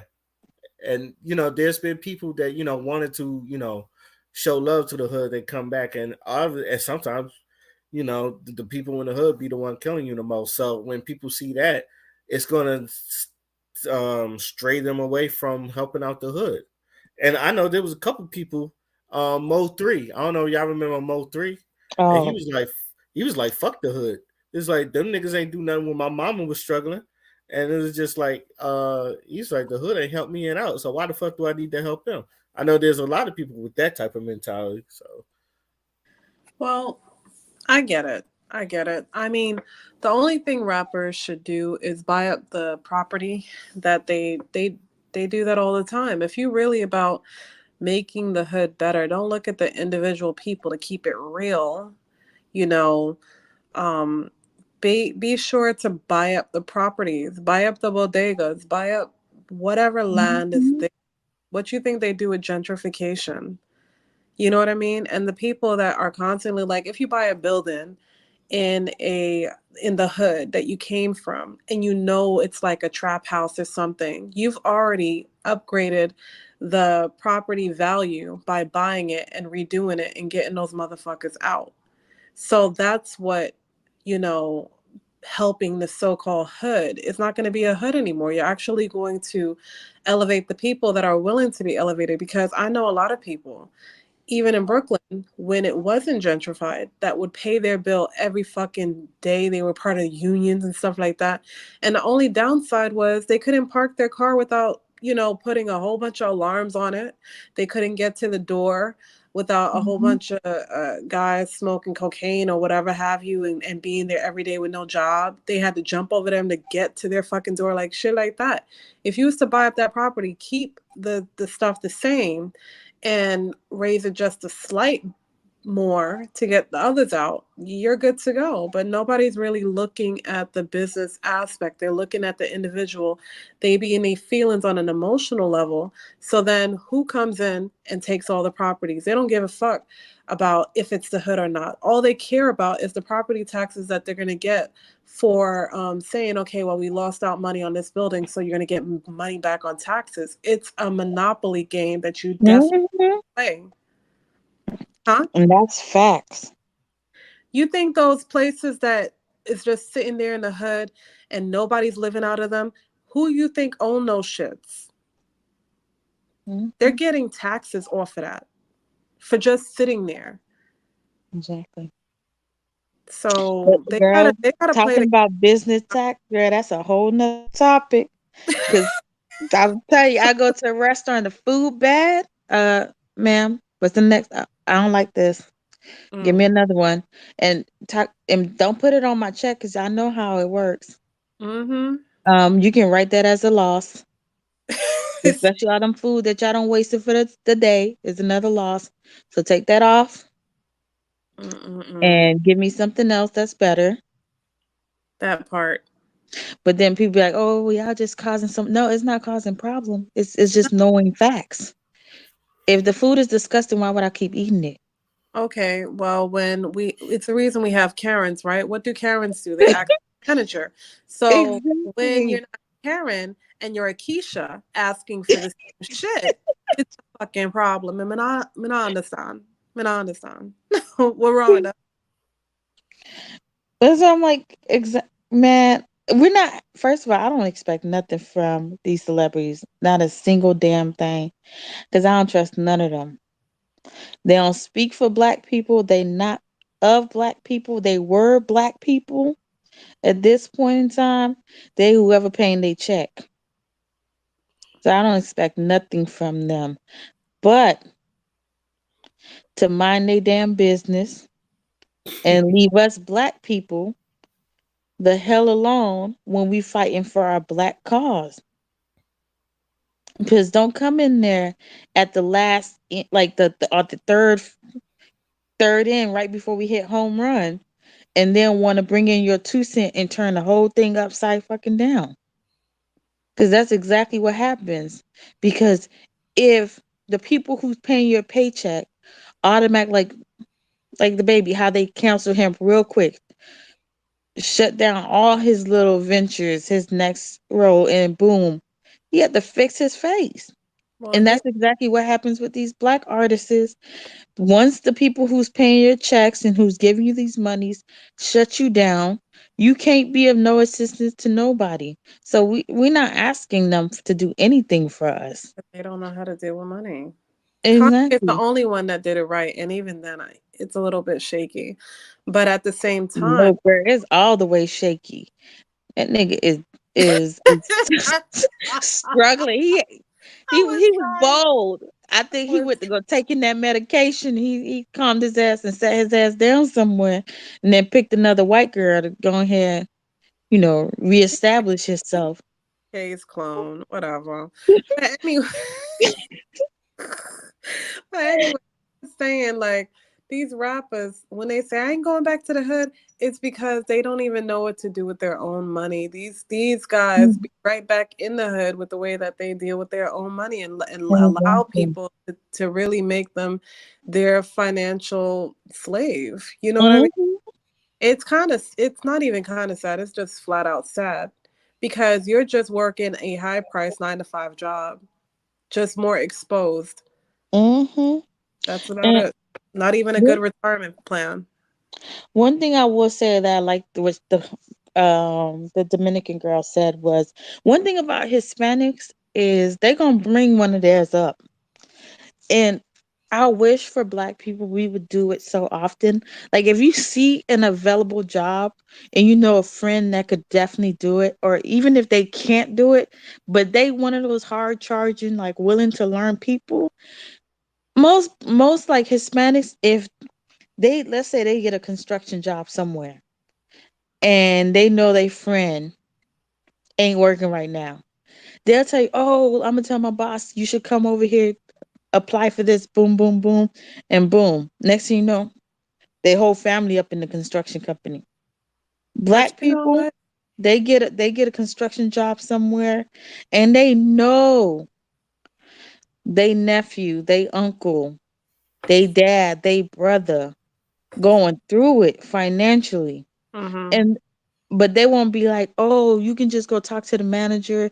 I'm gonna let them know you here, and I'm trying to get you in the building. They're like, nah, like I'm a holdout because I don't want like other people taking in extra. Like that might just I'm like, wow, y'all really do, like, it's like a crab in a barrel amongst Black people. Like we all be fighting for, like, if there's a job opening somewhere, we're not gonna tell more Black people. But Hispanics, they be quick to let all their family know, even if they don't get the job. Oh man, you need to go apply. This is opening up. Oh, come apply, come apply. They start picking up everybody to come apply. I think though that's just Black Americans though, because even in the Caribbean family unit, or even in Africans, I have an African friend named Sarah and her family be on it, you know what I mean? Like when it comes to jobs. But even when I was in Vegas, I did find jobs my own, but every family member was always like telling me, hey, just apply on this day, or they always had the next go-to Mhm. job. Even with my grandmother, when she came to this country, she had 3 jobs. So she always looked at me like, why the fuck you ain't got a job at age 16? Because I'm still going to school, grandma, but we're not going to talk about that. But anyway, yeah, they're close knit in the Caribbean culture. It's just Black Americans, and anybody can correct me if I'm wrong, but I've seen a clear difference between the American culture when it comes to togetherness and the Caribbean and Puerto Ricans and the Spanish community. It's day and fucking night. Mhm. Because they don't put their emotions first. Like I could not like my aunt, but when she was working at the hospital in Nevada, she was quick to say, okay, hurry up and get your high school diploma so I can get you this internship, and then we can just ease you in to be a CNA. Like we can grandfather. She already had my back. So, Yeah, but 'cause it makes sense though. Like if 20 of us living in this house together, even if I don't get the job and you get the job, then that's just like, more people to help, pay rent or something. But in Black people be like, if I ain't getting a job, you ain't getting it either. I'm like, or bruh. you get the job, you can't be higher than them in any way, shape, or form, or they're gonna have No, that's facts. yeah, it's sad, man. Just talking about it is depressing. Don't get depressed. Let's get back to the video though. Don't get depressed though. Mayweather does a lot of, like, he does do a lot. It might not be like on the front page of headlines and stuff like that, but Mayweather does do a lot. I understand that, but do you really need 25 cars? When 25 can put a lot of people on. And the same notion, we're not hearing the same shit about the white dudes that got 25 cars. We're not pointing the finger at them. You get what I'm saying? Like, I mean, I guess I don't see that they often. don't build our buildings and stuff like that. They don't institutionalize our schools and stuff like that. So if we really want to break this whole narrative of how we're being taught, especially as Black people, we need to start doing something. They're doing stuff. I'm not gonna hold you. You can look at them, but that need to change in your house before it need to change in the media. You get what I'm saying? So as parents, we need both parents in the house and your father preventing you from watching some of this shit. You need both parents in your house for the school system to be changed. No, well, that's not. Oh Lord. Either. Yes, they can. How?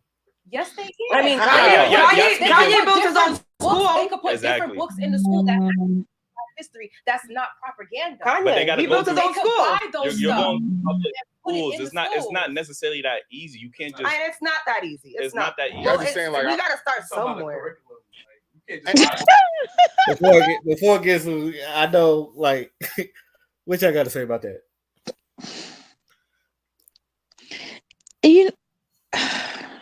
Lord, that's the stuff that baffled me. It's like we'll see one, like for her, it's like, okay, he clearly made a whole, like, both parents in the house, in a household, regardless of what, is definitely a plus. But for her, it's like, well, that's not going to change the schools. So it just tells you she's operating single parenting. It just screams, I'm like a single parent. Because the thing is, you, instead of saying, well, I agree that that is a good, like, that will help out. If both parents in the house, that means a daughter can see exactly what a male is supposed to look like, and a son can see exactly what a father and what a guy is supposed to be like. Or a daughter can see what a mom and what a girlfriend and what a caring, nurturing woman is supposed to look like.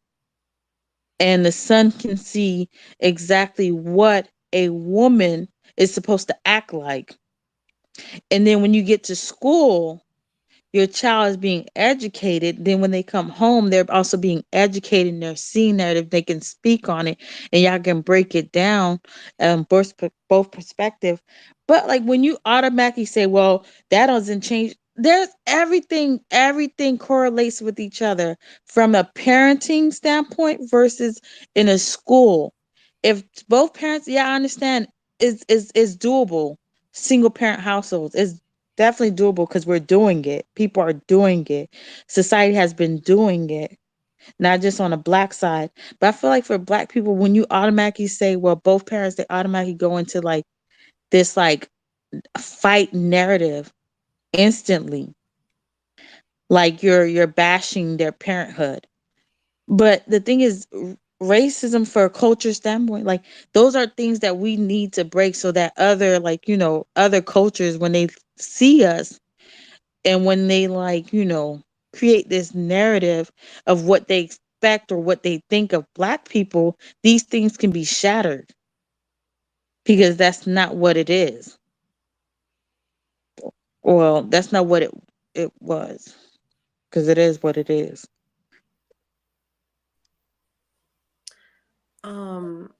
I don't know where to start. I don't know where to start. Like, it's okay. Like, dead ass. What the fuck is her problem? Like, she dead ass want to fight. Look how she's dressed. Can we start? I didn't even notice that. She I really noticed came it. there. Yo, she really did come there ready to fight. She came there ready to fight, and I read body language. People who are not ready to be open and vulnerable and hear other people, their hands are either folded up in their breast area or their chest area, or it's confined in some way, shape, or form. Where's her hands placed? Right here. Where she think her power is. So now we got that out the way. Good Lord. That was great. Now we got that out the way. Yes, I truly believe that, and this is me coming from being raised by my fucking grandmother 24/7 and visiting my mom and dad occasionally. Okay. So I'm speaking from fucking experience. My kids, thank God, they ain't got to go through that shit. And let me tell you something. It is the best decision that I've made to raise my kids in a two-parent home. Now, shit happens. One parent might pass on, one parent might not be living in a home, but they should still be involved in some way, shape, or form as much as they can. For her to say that it doesn't make a difference, do we not see the fucking situationship that's happening on TV now where who's being the victims here? It's mostly the children with a one-parent household. The victims of the teachers that think that it's cute to date students.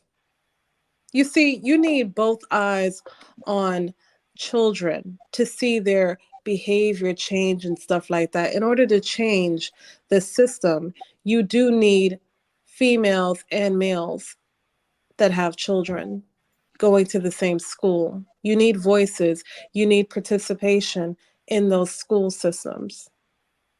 For you to say, sit down there as a woman, okay, and say, what difference does it make?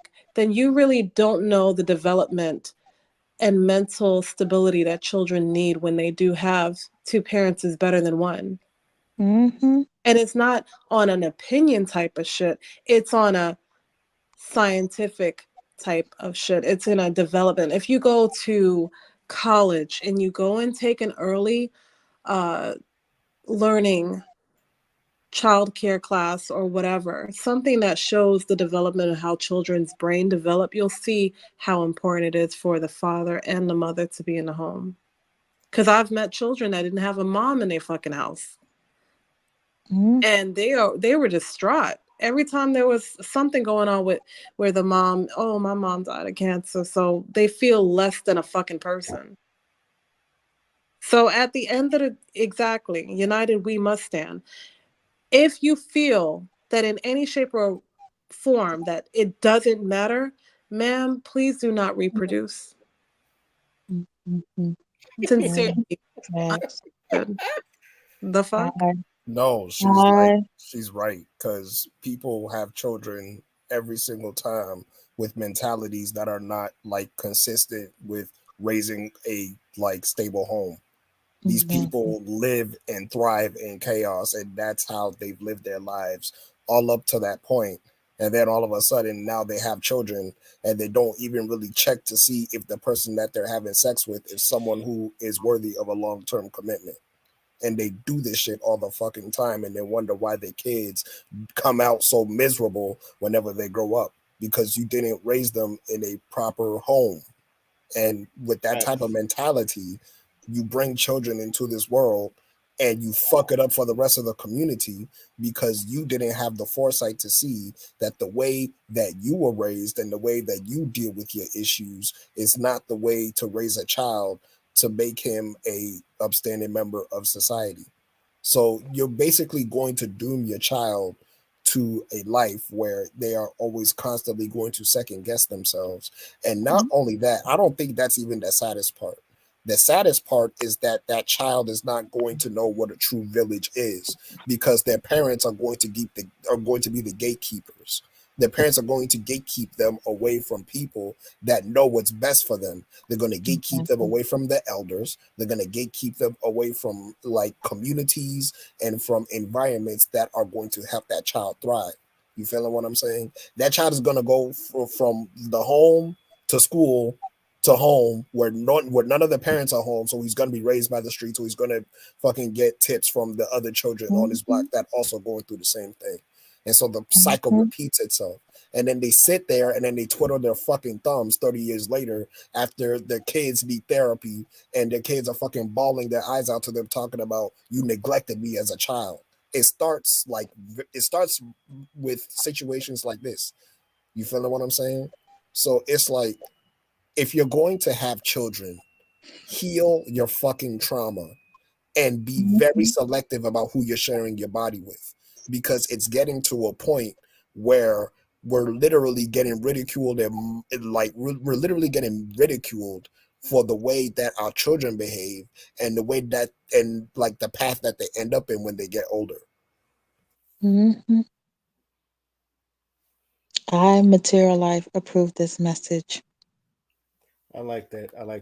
Let's continue with the video. let's continue. But there's a big percentage of men that's donating money. That Michael Jordan just gave $60 million to Make-A-Wish Foundation. I'm just saying, y'all can look at it, and people will say, "Look, oh, he made a donation. Oh, well, he did that for a tax write-off, but he still gave the money." You get what I'm saying? Like, let's look at the smaller things. I mean, I get it, but like, I don't know. People going to complain. I don't I can believe in that. I can have $100, right? And I give you 10. People still gonna find, damn, you only gave me $10. No, it's always gonna be a complaint. Yeah. No, but that's not what I'm saying. They have transgender books in the schools for 4-year-olds to read now. There's a whole case going on about it. No. And that's what I'm talking about. So but the government is approving that.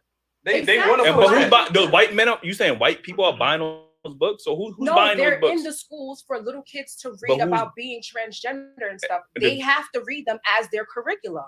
And who is doing that though?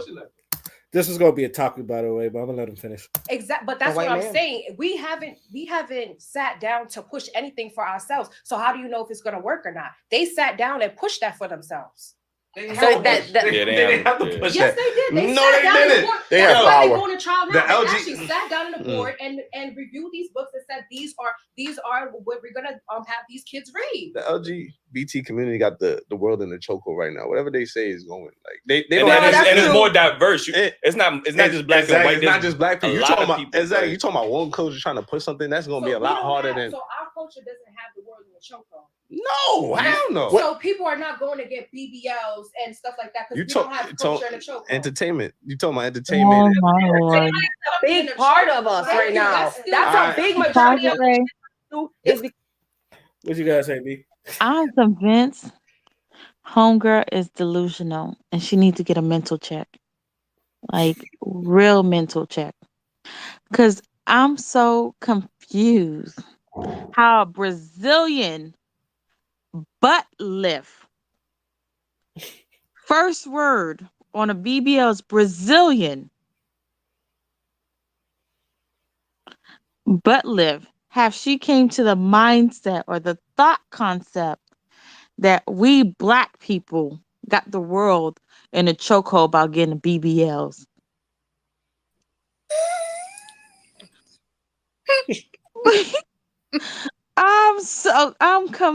I'm baffled, confused. We're confused going to get black people's confused going to get a BBL. How the hell we got black people or how we got the world in a chokehold when we getting BBLs too? When we should naturally have big asses, but for some reason we going to get BBLs. So how the hell do black people got the world in a chokehold with BBLs? Girl, at this point, I don't understand what her mind, like what her thought frame, like she's all over the place. First of all, I understand she's trying to bring up the whole critical race theory, which doesn't just speak on the LGBTQ. It also speaks on, Black history, and they smoothly entered the LGBTQ community, topic into that, which they had to stop and was like, no, these things right here aren't for kids and stuff like that. But the thing is, if you had a 2-parent household, but she failed to understand, then a mom can sit home and teach and homeschool their kids. She can sit home, and be able to go to these, not saying, okay, she don't have to work extremely, she don't have to do 40-hour weeks. She can probably do 15 to 20 hours a week instead of 40-hour weeks. And she can go to these school board meetings and listen in and find out exactly what's going on. But the thing is, if you're also as a parent, as a single parent, you don't have the luxury or the time to dedicate an extra hour outside of your regular normal hours to also try and go to the school board meetings right after work, try and see exactly what is happening. So most of these parents, unless it's the media that informs them of situations that's happening in schools, they probably wouldn't even have known. How many topics or things that, like, was there ever anything sent to a parent household saying, oh, your kids are going to be learning critical race theory? No, they don't send those things to your school, your parents. Like when they was teaching sex ed or something in class about STDs, they didn't send my mom a letter. Oh, this week in school, we're going to be teaching your daughter in regards to sex ed, STDs. They didn't send that when we were little, and they're not sending it to parents now. But if you were in these school board meetings, if you're going to the school, if you're part of PTA, but the thing is, because you're in single parent households, it's just impossible for you to be 100% dedicated to your kids' education because you're busy at work. But that's the thing she's failing to realize. It's so like in the LGBTQ community don't have the world in a chokehold. The problem is we're so sensitive right now. So everyone is just super sensitive. Everything you say, everyone wants to be like, well, I need to be represented. I need to be seen all over. That's it. Nah, she really do got birds for brains though. I know it's just chirping in there nonstop. while she fucking sit there and speaking. Because what the fuck is she talking about? And why is she so quick to interrupt the dude when he's actually making a point? And this is the problem too. It's like they're so beyond correction. They just pop off the mouth and don't actually listen to what is being said. It's a conversation. Shut up and listen. Because when you're quiet, you're able to retain information better instead of just chirp, chirp, chirp, chirp, chirp, chirp, chirp, chirp, chirp every day. Wonderful. Oh man. All right, let's continue. Because of entertainment. I hear what so you're why saying. not show something different? I Why hear not what you're show saying, kids- but are they teaching BBLs in classrooms? We talking about classrooms, bro. They got to go through government to I do shit understand. like that.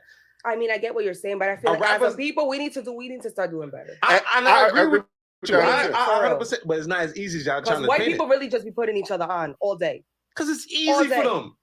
They already got leverage. I understand it, but There's it's no pushback. 2023. There's There's no pushback so when much they bring it up. information in the internet for you to become better. Put the next person on. Instead, we become greedy. Don't, I made it. I ain't gonna. Well, you we too. gotta figure it out. No.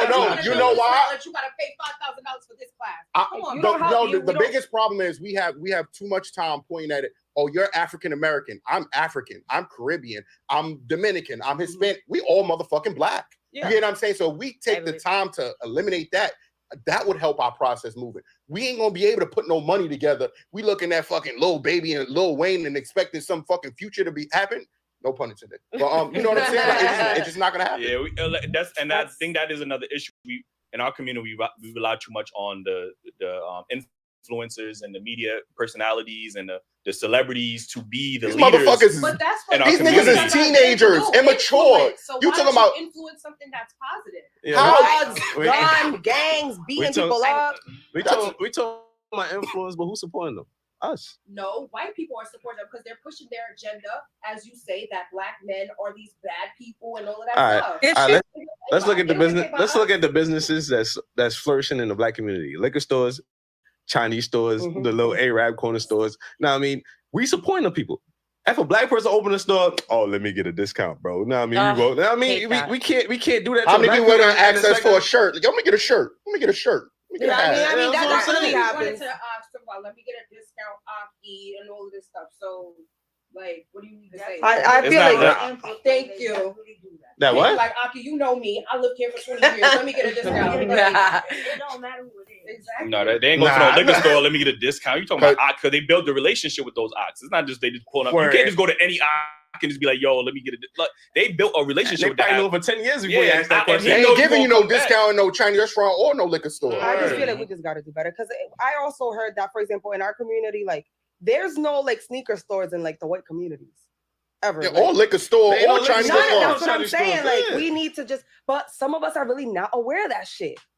All right, that's So when, it's that's like when if it once starts. you become aware, tell the next person, and let's be better because like you buying 30 cars is not gonna do nothing for your community, and then complain. But us depending on them ain't gonna do nothing either. We're not- we I gotta do mean, it ourselves. I feel like she did. She Absolutely. came out the gutter. You feel me? So it's like not that I agree with her being selfish, like Cardi, for example, but she made And it you out. gotta She talk made about it out. She mentality. made it Cardi out. still give back. Cardi be in the hood. And that's she like be saying why don't Rihanna go back to Barbados and she's a billionaire. Why she don't go back to Barbados and da da da do She and actually did, and, though. and how much is she and doing? went She could to do. schools and put books in the school. I feel like, Okay. but I feel like out So you of this can't whole do that.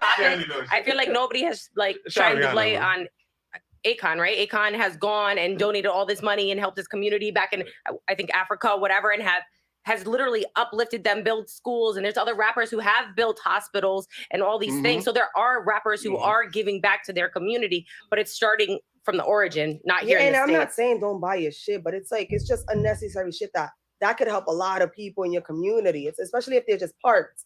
That just it bothers me.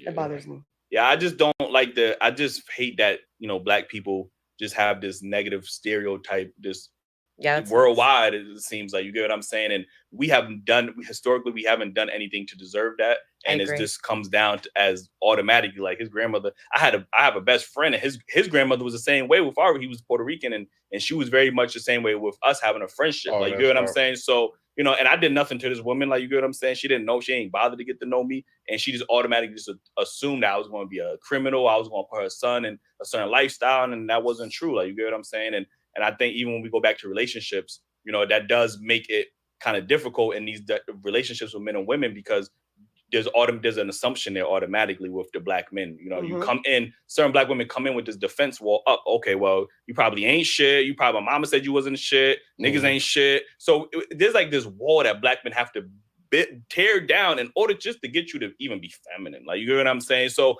now, y'all agree with him when he says that? So I just want to highlight what he said real quick. That was so important about how he was immediately stereotyped upon meeting the mother of his friend, I believe.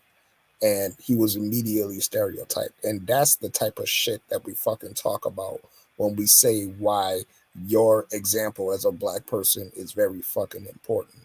The type of image that you put, not only just in real life, but in the media, how you are portrayed and how you are and the narratives of the stories that you tell to also play a factor. Like, that shit is why we don't get respected. That shit is why it is so difficult for us to, even participate in business ventures and shit like that, because we have that stigma on us 24/7. You feeling what I'm saying? This is why, when they usually talk about,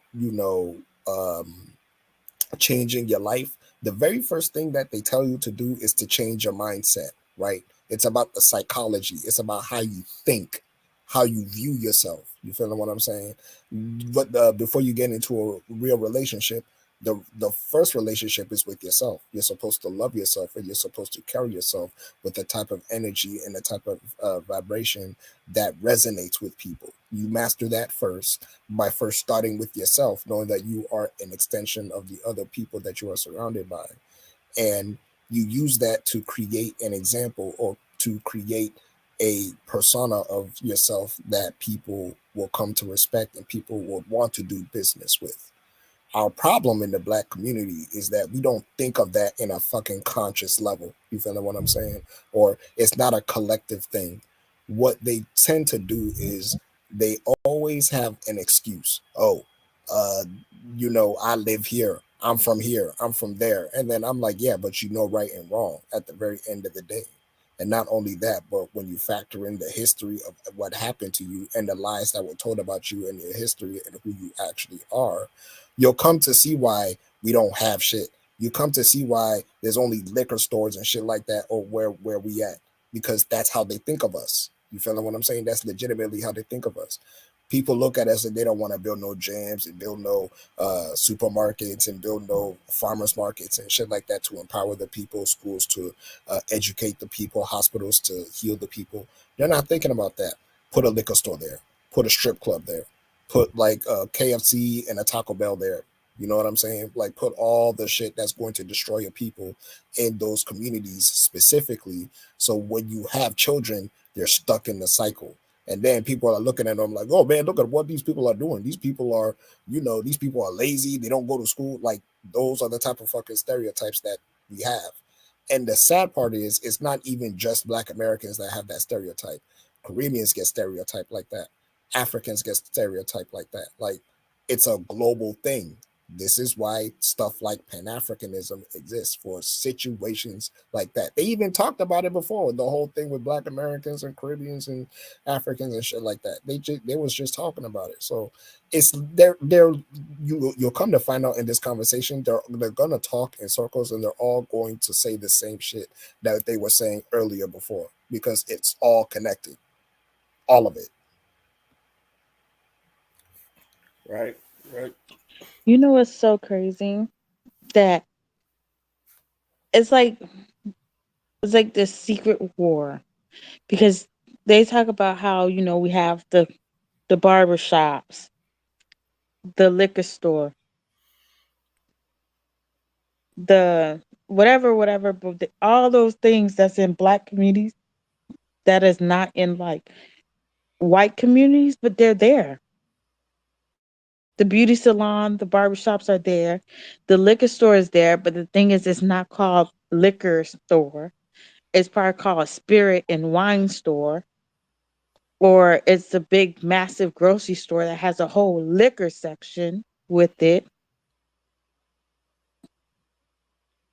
Or, but the thing is, oh, we only just think about like these people bought bought a big old spirit and wine franchise, put it in that neighborhood for themselves. But it's the people that live in the neighborhood still went and bought something and put it in the neighborhood. And black people, like, we could, let's say, buy an old building, come together, let's say 20 or 30 of us come together and buy a building and put a liquor store there and just say we choose to go buy, just buy from here. Like we used to do back in the days, like in all black neighborhoods. Black people was like, owning storefronts and people was buying from them and you was keeping the business growing and stuff like that. But we don't do that now. We'd rather just wait for, let's say, someone that is not of us to open a store there and then buy from them and then be upset because they keep opening up businesses in the area. But a few of us could have came together and opened up one and just shut them all down slowly and surely. But we won't do that. But then we'll talk about, well, white people don't have these. They do have them. It's just the only difference is they call them something different. That's it. And they literally, somebody that lives in the neighborhood owns that business. Honestly speaking, in the white neighborhood, somebody that lives in that neighborhood probably went and bought, like, let's say, the restaurant that's in that neighborhood. Someone over there went and bought that land and built that franchise in there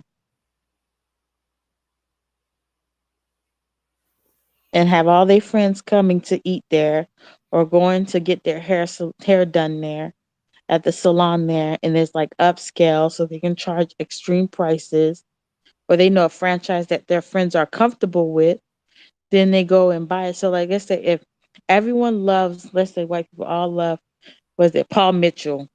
And then they go and open up, let's say a black person goes and open up a Paul Mitchell in an all white neighborhood. Guess what? They're gonna come.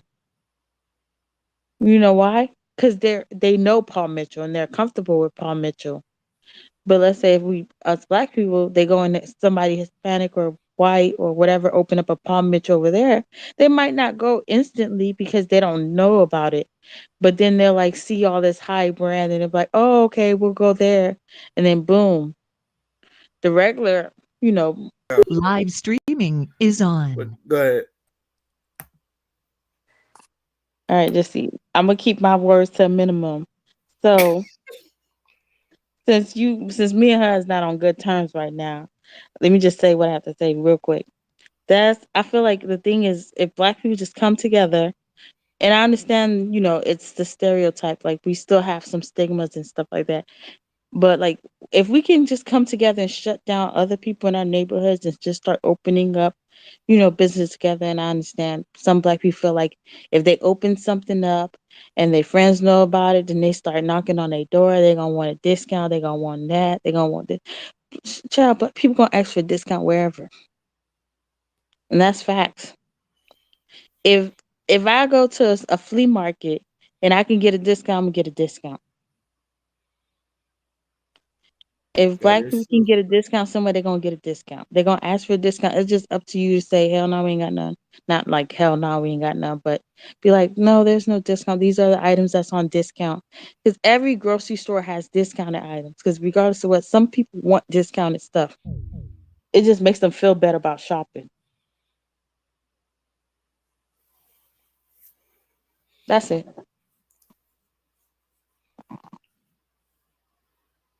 Anybody else before we continue? Got something to say? Make sure I get everybody. I just think that people need to learn about business instead of the critical race theory. They should put business classes in because it's obvious people are just making excuses as to why the hood is still the hood, if that makes any sense. I agree. All right. Let's get to the video. when we talk about, why do maybe some black men or just men or in general go for other women is because they come off with the femininity. You know what I'm saying? They know how to be nurturing it. They come off with these characteristics that are just like, damn, I haven't really received this in my community from my women. You get what I'm saying? My mom had a heart attack when I told her that my boyfriend served himself. She almost fell out. Like, what? Your boyfriend what? That he serves himself when I cook. Oh. I don't serve. Yeah, and that could be. I mean, sometimes when I feel like it, but not always. That's how. Yeah, I ain't gonna hold you. You ain't really good at yourself. You said 9 years. Sometimes I'm tired, and if I'm hungry, I'm gonna eat first, and he can come up and serve himself. So why you can't just make the plate? 9 years? Because I'm hungry. Because I bring my plate to. If I'm making the dinner and I'm making a plate, it ain't gonna kill me to make my lady her plate. Let me ask you a question. It's really not that. I feel like it's I cook every single day. Can I ask you a question? Yeah. It's really not malicious. One mic. I'm really not trying to be malicious. Sometimes, guys, I'm tired and I'm starving and I'm not about to. So let me ask you a question. I know it takes a few seconds, minutes. I don't know, but I'm hungry. So what I'm saying is sometimes he could come up and serve himself. What's the big deal? If he was more helpful around the house, would you be more? Oh, he what? He is though. Oh, no. It's just that sometimes he does a little bit more, and sometimes I do a little bit more. Like it's not. I mean, really, he don't think it's that serious. That's your relationship. I just would like that. Would you feel a way? He really does not think. Would you feel a way if he went to the store and brought some food, or he made some food and he ain't do nothing for you, or he made his plate? Everything. That's your relationship. Then that's what y'all comfortable with. I guess so. I wouldn't be your friends. You got a lot of black female friends. Yeah. No, not really. No. I just don't really think he sees that I come home. I drop my quick to cook. Do this, do that. And it's like, yo, babe, the food's done. Cool. He gets up and serves himself real quick. It's not that serious. Yeah, because he know you ain't gonna do it. But if you really think it's that serious? Yes. Fuck the fact that I just cooked, right? Fuck that fact. No, it's not fuck that fact. I appreciate you cooking. No, I appreciate you cooking. I think it's not gonna kill you to make my plate. If you're eating before me, you can set it just the way you set mine. Wait, can I ask? How do y'all feel about them talking about? Well, can I go first? Because the Negro that's talking about how just this is what I'm fucking tired of. And this shit's gotta stop. Or I'm gonna go militant on a lot of motherfuckers. I'm tired of this shit. Why the fuck a Dominican woman who is black, by the way, he just showed his ass by asking her this dumbass question. Can y'all guess what the fuck it is? She says she don't want to make a fucking plate for her Negro. Okay? Why the fuck? Because she don't want to do something that he deems as negative, it has to be the black woman's fault. But she's black her damn self. So you just identified a woman who speaks Spanish, has melanin in her skin, and because she don't want to make a fucking plate, you think she's influenced by a black woman. But she's a black woman her fucking self. That shit is irritating as fuck. Can it just be that she's of a different race and she don't want to do something that y'all probably deemed or he probably deemed as the golden child? So because she's doing something that you deem is negative, it's the black woman's fault. Can we stop that shit? Because that question was fucking ignorant as fuck. That's all I got to say. I ain't catch that at first. Now that you think of it, yeah, that was a little low-key shot. But go ahead, Father. You wanted to go next? She's making, bro, this situation is not even that big. It's not even that much of her to be getting hype about. First of all, it's a plate of food. Irregardless of whether you make me the plate or I'm making the plate, the food gonna get ate. You feeling what I'm saying? But here's what I want to say. If you plan to have a man, or like if you are in a relationship, it literally wouldn't kill you to make that man a fucking plate. It literally won't. Just like he would want to make you a plate if you asked him to make you a plate. Or if he knows that you like your food a certain way, he'll make your food for you. You feel what I'm saying? See, a relationship is about, reciprocating for each other. I do something, you do something for me, I do something for you. But it's not like a transactional thing. It's a natural thing. I do it because we're in a relationship and I have feelings for you. I don't know where this fucking mentality came from of where, oh, I did something for you, now you got to do something for me in a relationship. It's like, it's very transactional. Like, are we dating or are you my fucking like accountant? You feeling what I'm saying? Like, why can't it just be I do things for you because we're in a relationship and I love you? You feeling what I'm saying? Why can't it just be that? Why does everything have to have an agenda to it? You feeling what I'm saying? You see the conversation that they're even having and why she's getting so hyped, because it's like they're making it seem like her character is being like attacked for the fact that she's not making her man a plate. If she doesn't want to make her man a plate, that's completely her choice, and she's free to do that.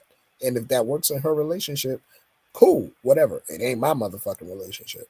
But at the very end of the day, why are you really getting hype over something that you claim to do? You feeling what I'm saying? Like, you making it seem like they're coming for your character. You making it seem like, oh, because I don't make a play for my man, you're gonna look at me a certain way. It's like, no, but you're very passionate about this for some fucking reason. You are very passionate about the fact that you don't make your man a plate. Like, okay, then go and sit down and eat. And after you're done, go wash the plates. Nonsense. I just wonder who's getting the big piece of chicken. I'm saying, I'm just okay. If I'm serving myself, don't touch the food till I fucking get my chicken. You know the crazy. I feel like she said that just so, like, it was no reason for her to divulge this unnecessary information. Like, we're speaking on feminine bag. That's what he was talking about. And her, oh, my mother gets shocked when I tell her that my boyfriend or her husband, whoever it is that she's with, serves his own plate. Where was this from? Where did this topic come from? And so, it's like some people to get this like in like this massive inferiority bag. She like opened up this bag and just pulled this thing out of her crack and said, "Let me throw this out there in the air." Sound like a thong. Exactly. I'm like, when the moment she just started speaking out, and they all just like, "Oh my gosh, I'm so shocked. The world is ending." And I'm just like, we really sitting here talking about sis not wanting to make a damn paper plate for her man. Because she's definitely giving me person who uses paper plates. Damn. She was so tired from Not the working. Chinese, but the paper plates. She was so tired from working all day and don't want to do it. She's definitely not. If she's tired from working all day and don't have an extra second to make him a plate of food, I doubt she has extra seconds to also want to do dishes afterwards. But he also does that, so they might have some glassware because he's also doing dishes too. And so I'm just like, what was this topic like? And now everybody's like coming on to her, so she feels like, oh, I'm like the boss, like my man. I don't have to do too much. I can just, be partial with him, and he's still gonna stick around because her dad, who is partially black as hell, like she says, hates black guys, and she dates black guys mostly because her parents hate black guys. Now I get it. Go ahead. So, he also helps out around in the house, and she can do, bare minimum. And all these girls and guys are so upset. But she's Hispanic, so you can't really be upset. She works. She probably makes a lot of income. I get it. Like I fucking get it. Like, where did this come? Like, and they're literally, and there go Miss Portuguese. She looked like she about to say something grand. I can't stand. Why did you have to point that out? The way it's posed. It's a hair gesture. I'm telling you, like, her. I'm so ashamed. Oh my gosh. I'm gonna say something really ruthless, but I'm gonna let you finish. No, that was it. It was just I felt like this was like I don't even understand how this topic became so big. Like It father became said, like big it because didn't. she's the golden child of the preferences. Didn't you get the memo? The reason why the motherfucker, now I get it. I get it. I fucking get it. Her man is black, correct? Yes. All right. So if he is shocked that she won't make him a plate, he went into the relationship assuming that she was the golden goose. So the reason why And she he gets goes, disrespected by her dad all the time. yeah, she's being a child because the only reason she's dating these men is so that one, she doesn't have to carry on the typical traditional woman of the Dominicans, that the way that they move, the way that they act, okay? Because something tells me she could not do this with the Dominican man because of the way that he's raised in his household. Oh no, you're serving that motherfucking plate. No, I'm just saying. So Her it's mom a did feather. so- So he's okay accepting that shit because he's like, well, you know what? It's better than being with a black chick.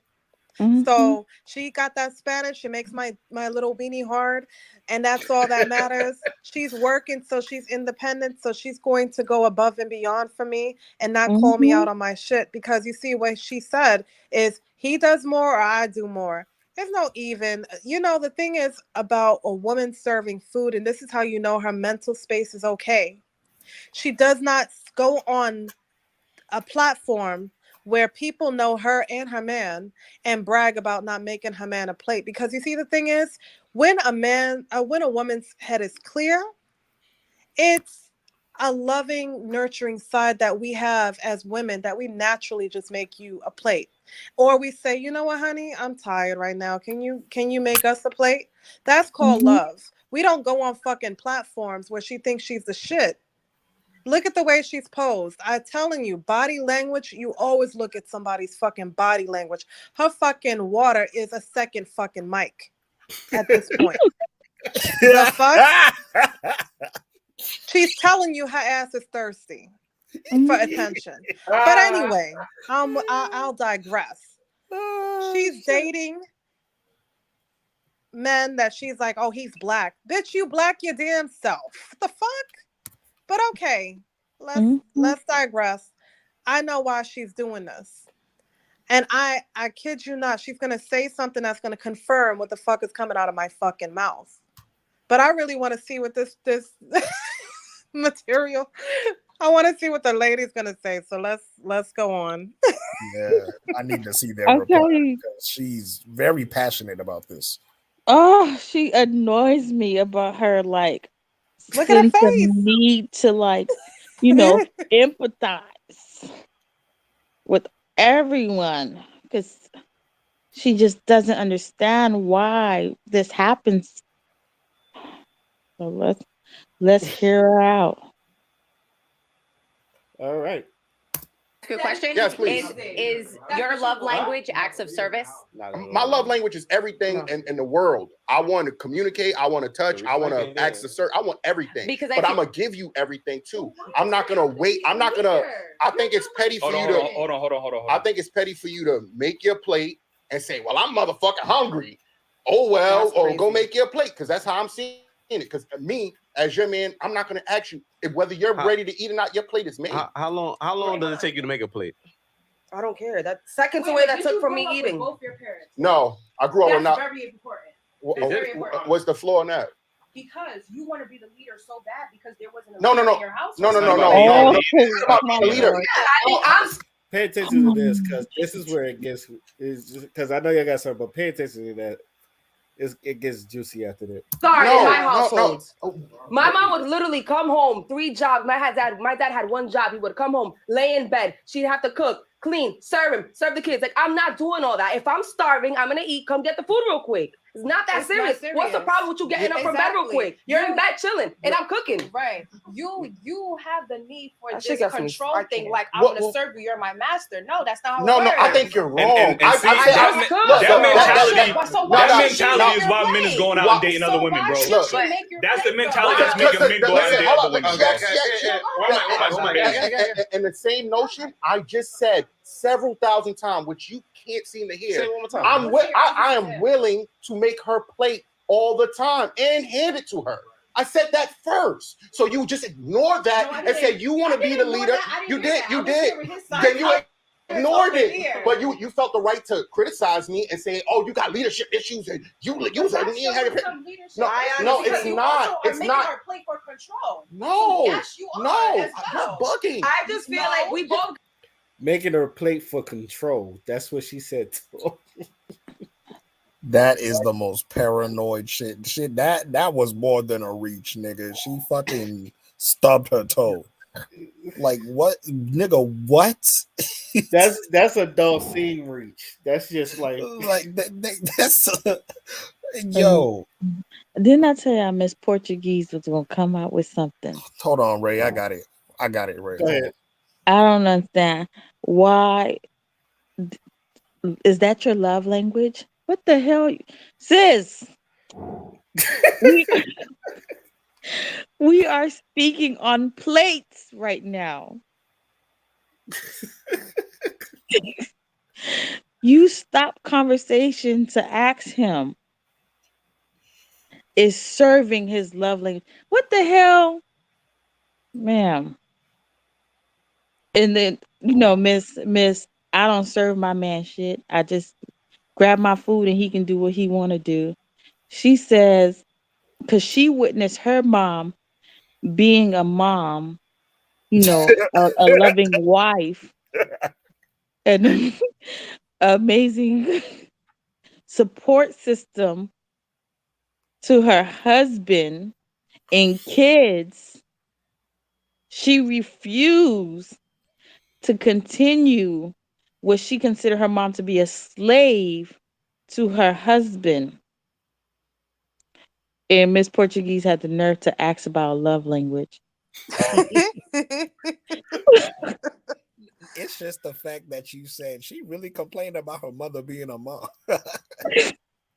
For real, like, you see here, she worked 3 jobs. I see her put food for my dad and my siblings and me.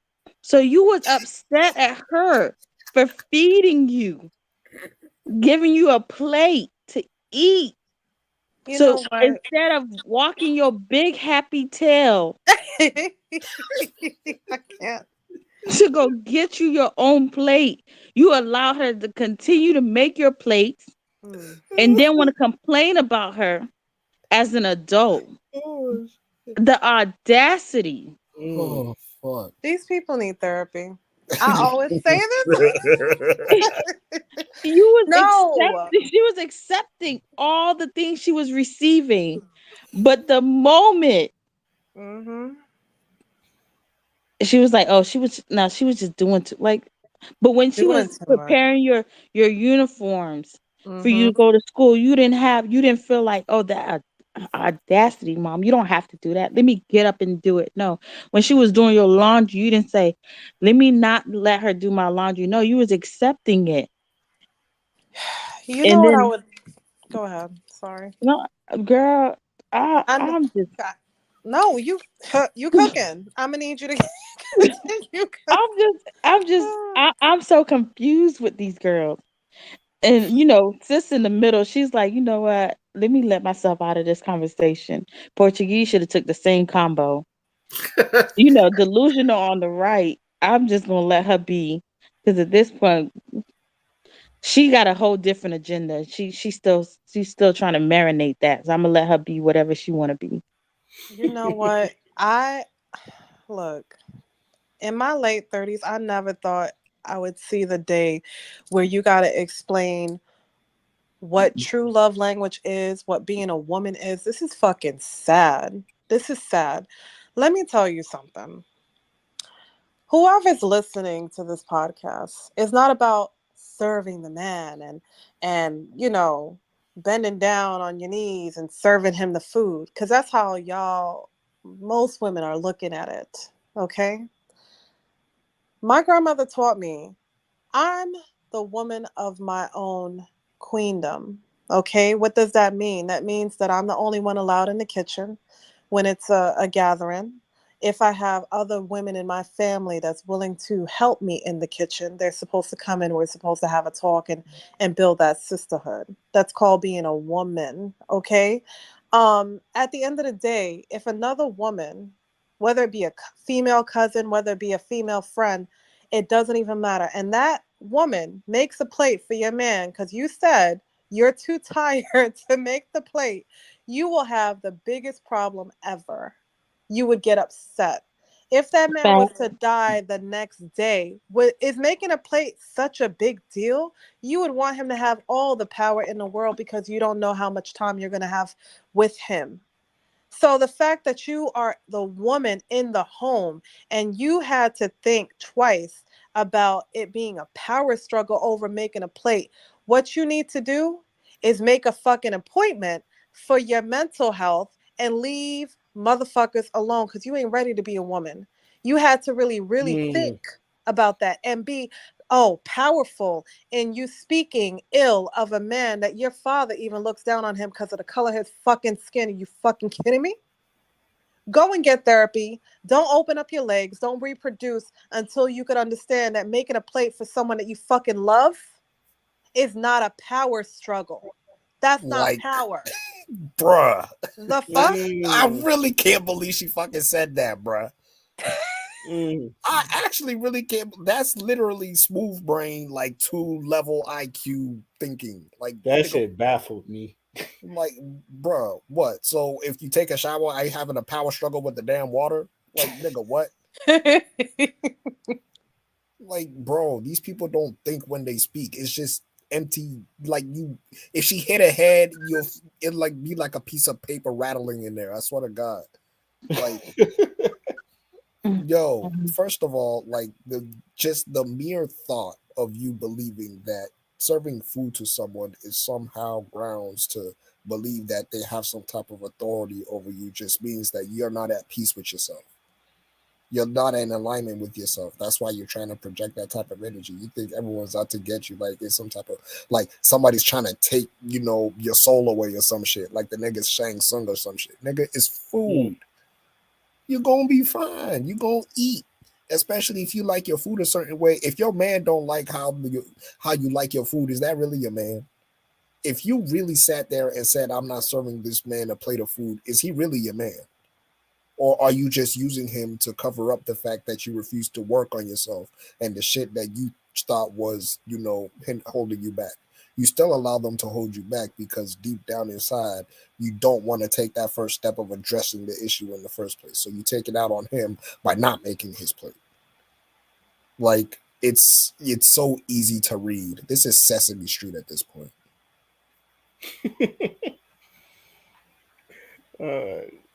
Okay, let's get back to the video.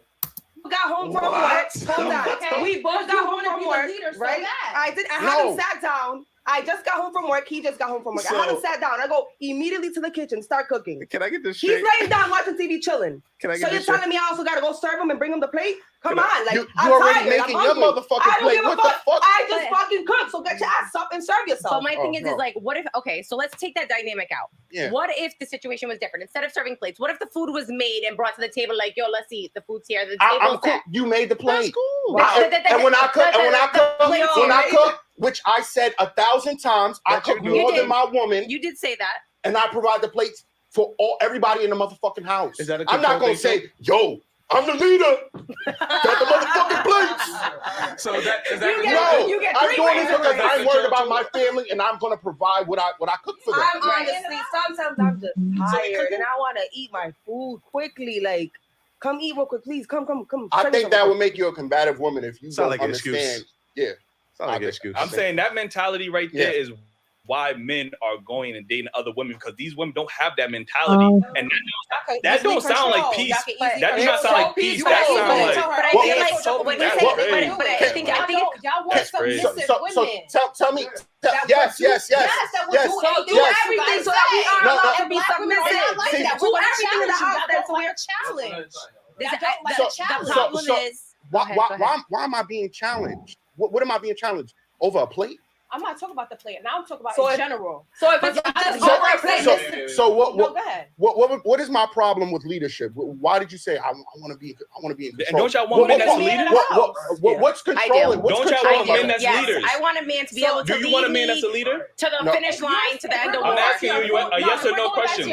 A yes or no That question. we're doing everything 50-50. Do you There's want a no leader? So do you What? so you don't want a Yeah, leader? I want to be a leader, then take care of everything, and I cook and But clean. I- And that goes back to that. No, If I don't have to, I if have I to don't have to disagree with work, them. if I don't have to work, and if all I gotta do is sit, So that means you're bored? I'm gonna So serve you y'all willing to be single bored? day. Because it sounds like money can control you rather than No, than your no, happiness. it's that I'm It tired. is. I'm tired. No, I'm tired. I think the problem here.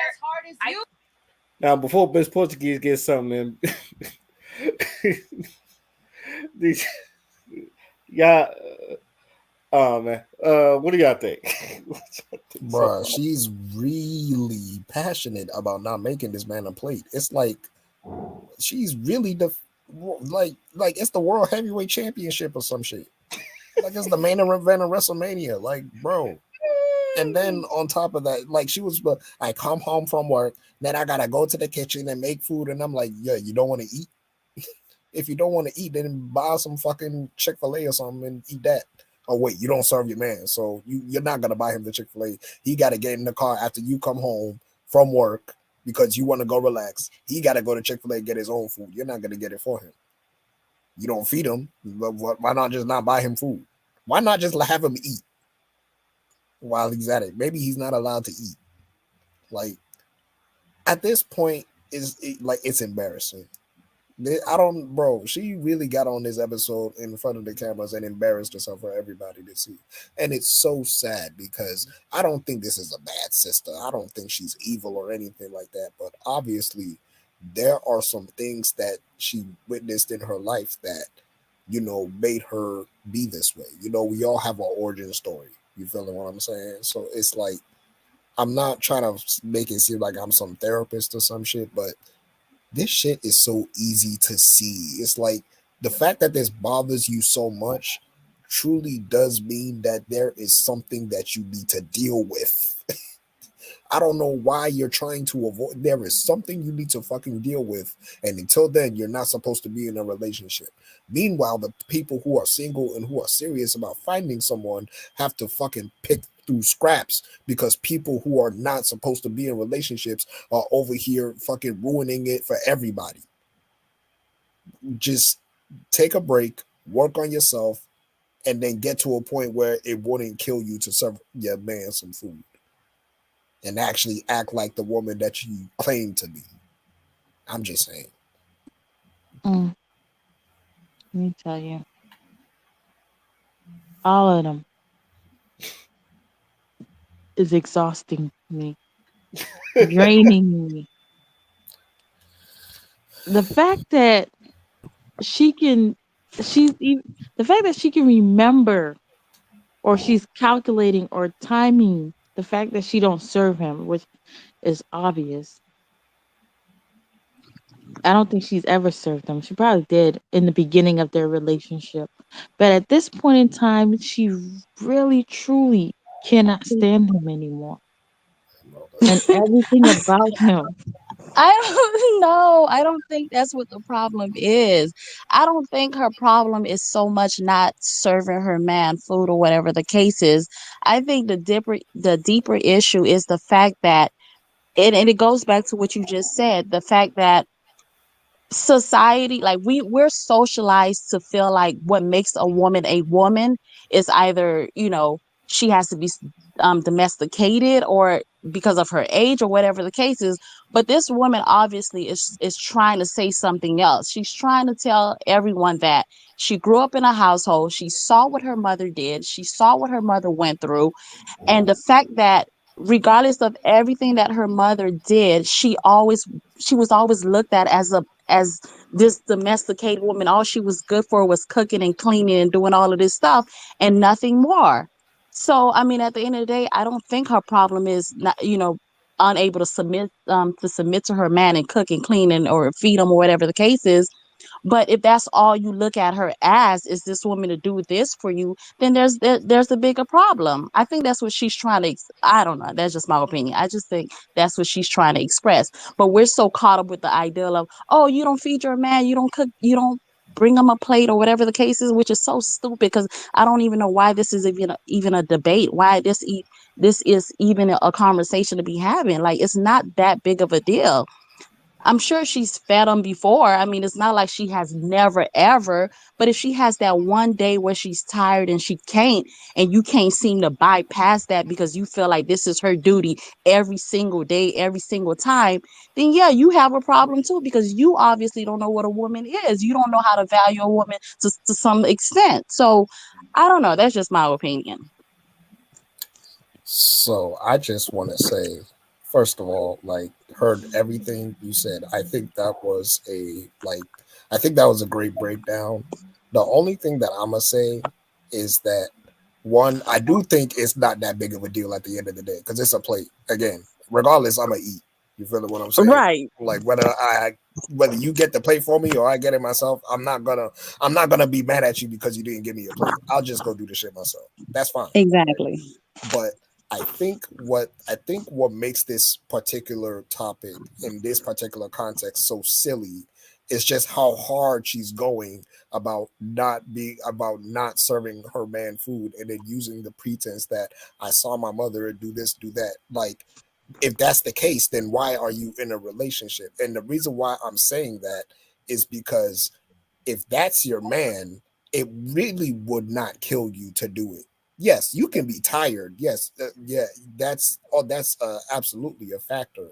But I'm just talking in general, like, y'all just at home chilling, like, either, regardless of whether you do it or not, it's that small. You know what I'm saying? It's not a big deal. It doesn't lead to an argument. You either give them the plate or not. I think that's the point I'm trying to make. It shouldn't have gotten to this point where she's trying to compete like she's in the World Heavyweight Championship to prove that she's not giving her man a plate. Like, it is literally not that serious. But at the same time, we do acknowledge that maybe you saw something with the dynamic of your household as a child that made you feel this way. And maybe there's some underlying things that probably she is saying, like you said before. I just think in this particular case, she's not like communicating that. You feeling what I'm saying? She's just popping off the fact that everyone is coming at her for not giving her man a plate. But I think it's already been established. Yo, I'd make my girl a plate. Like, yeah, I'd absolutely make my girl a plate. That's my woman. I'm gonna feed her. Like, duh. You feeling what I'm saying? There ain't no control thing. I love this girl, so I'm gonna feed her. She want food, I'm gonna give her food. Like, it's not that deep. It's not, but see, that's the thing though. It's not a law. Like, everybody's relationship is different. There are some people that are in a relationship where the woman might not do the cooking, the man do the cooking, and he brings her plate. Maybe that's the arrangement they have between them. But to make it a law and to go crazy because one person say they don't do this in their relationship and everybody feel like, oh no, you're supposed to do that. Where does that come from? Yeah, I just think it's That's that ridiculous. traditional If shit. that's how you feel, if that's what you want, those are your requirements, then let it be known in the beginning. I want my woman to feed me every single time. But there are some women that don't listen. Me personally, I don't even walk past the kitchen. That's just not my thing. But it doesn't mean that I'm a bad woman. It doesn't mean, there's not a man out there that's okay with how I feel, or I mean, everybody's relationship ideal and goal are different.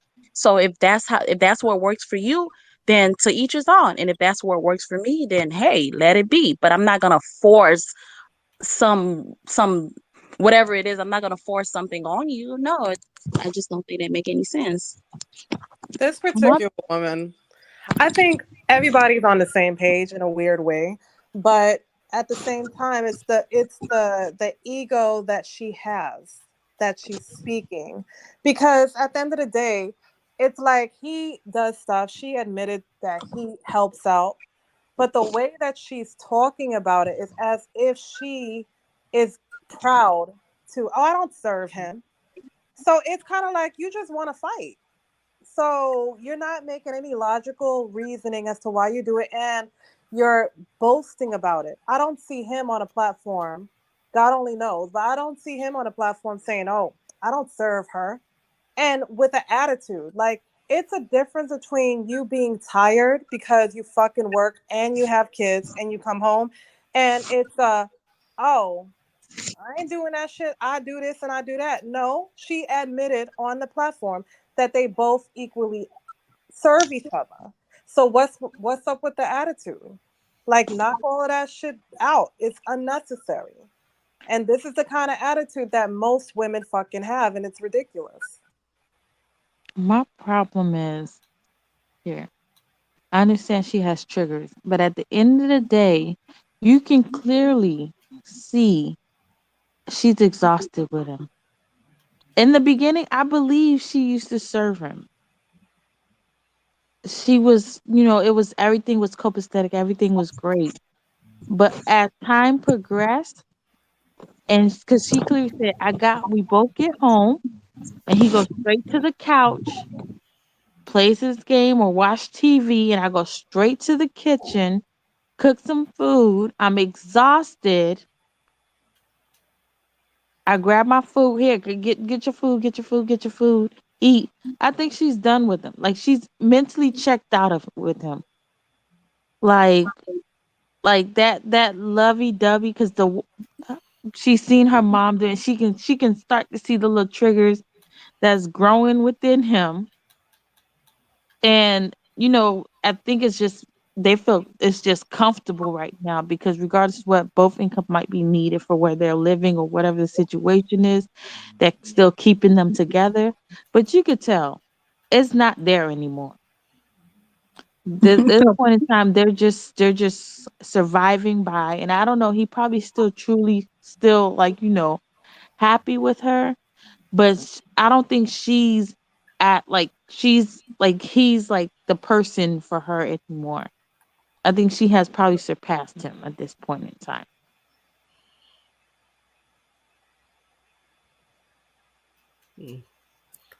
All right. Let's get to the clip. I'm hungry. I'm working as hard as you, so it's a 50-50 leader. That's my point. No, but there is a leader. There is a leader. In a Thank you. 50-50 relationship, there has to be someone to lead the group. It should not be the woman all the time in the She gonna get married. forefront. She gonna get married. I Right? tell She you that, can't be in the I'm saying, forefront. Everybody's gonna get married. That's Because how there's I several get factors. it. Let me finish my point.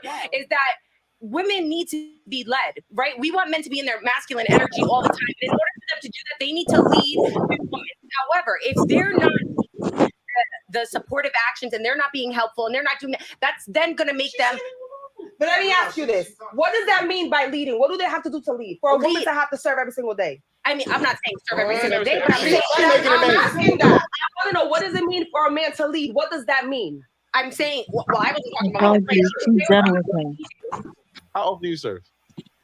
I can tell you right now, Miss Dominican is done with her man. She is done with her. I'm telling you, I can sense it. I can see it in the way she's been speaking. Like, she has surpassed him at this point in time in her life. He's just not cutting it no more. And the way she speaks, the way she talks about, that's why when she even brought up the whole serving thing, I was like, where did this come from? Like, this was just so random. And as she keep on speaking, and then when home white, Miss Portuguese and her, she has that white blood in her. Like, her mom taught her to be a housewife from birth. You are going in right now. So You was she's not like- lying when you said Ye was irritating you.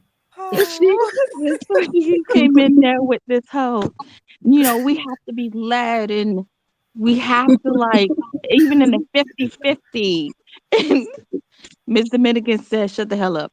This is what she told Miss Portuguese. Shut the hell up. Who the hell's leading? What does it mean to lead, Miss Portuguese, since you want to be married so bad? Yeah. Because that little nigga I'm with right now, let me tell you, even though my daddy talks trash to him and I got to hear it every day, I'm about ready to tell him to get out the damn house. Look at her face. She looked disgusted. I'll tell you. Girl in the middle looking like she done left the building. She been left the Body's building. still there, but she left the She building. left the building. Yeah, She she's realized just this conversation like in regards to being served. Nobody was listening to her little onesie and twosie pieces. She was blocked off, and she just said, "Let me just go ahead, keep watching, and see who's gonna say what until I can talk." And I ain't got no microphone, so and I'm not gonna yell. So that's what she did. That. like damn. She probably like, bro, it's just a plate. Like, why y'all yelling? But then again, she is from like Barbados, or she's like from the Caribbean, so she probably just looking like, this is just dumb. Why we still on this? I'm saying, like, Because we all thinking it. Like, why we still on this? They about to make a whole speech about a plate. About a plate, and I bet you it's some paper plates because she ain't washing dishes. Them Dixies. Mhm. They can hold up a ton. She tired. She says they both work. He goes straight to the TV, don't do nothing. Look, And she goes it's straight just to a the certain kitchen. way you gotta. She's saying it like it's a fucking trope. Look, it's times I'm tired. I'm like, yo, come to the kitchen. The food's done, hon. You know, I'm a little bit She tired, been and he'll wanting to come get and this off serve her me. chest. She been wanting to get this off her chest for some years now. A fucking plate, yo, deadass. I am So when out. she brought this topic off, she was ready to fight. I think she had readjusted and brought her kneecap closer to her chest just in case somebody accidentally thought they was gonna, get into her. She was like, I'm Look protected. how she holding on to whatever. I don't know if that's water or beer. I don't know what the fuck. But Alkaline look how water. she. It's Look how alkaline she water. holding it. She Mhm. she ready to throw. I'm waiting for that to crush. I'm waiting for her to crush her can. That's what I'm waiting. Who was about to say something? Was it the guy or was it Miss Delusional? The way they looking at, I'm pretty sure is the dude. Okay. Hold on. Let's see. Let's see.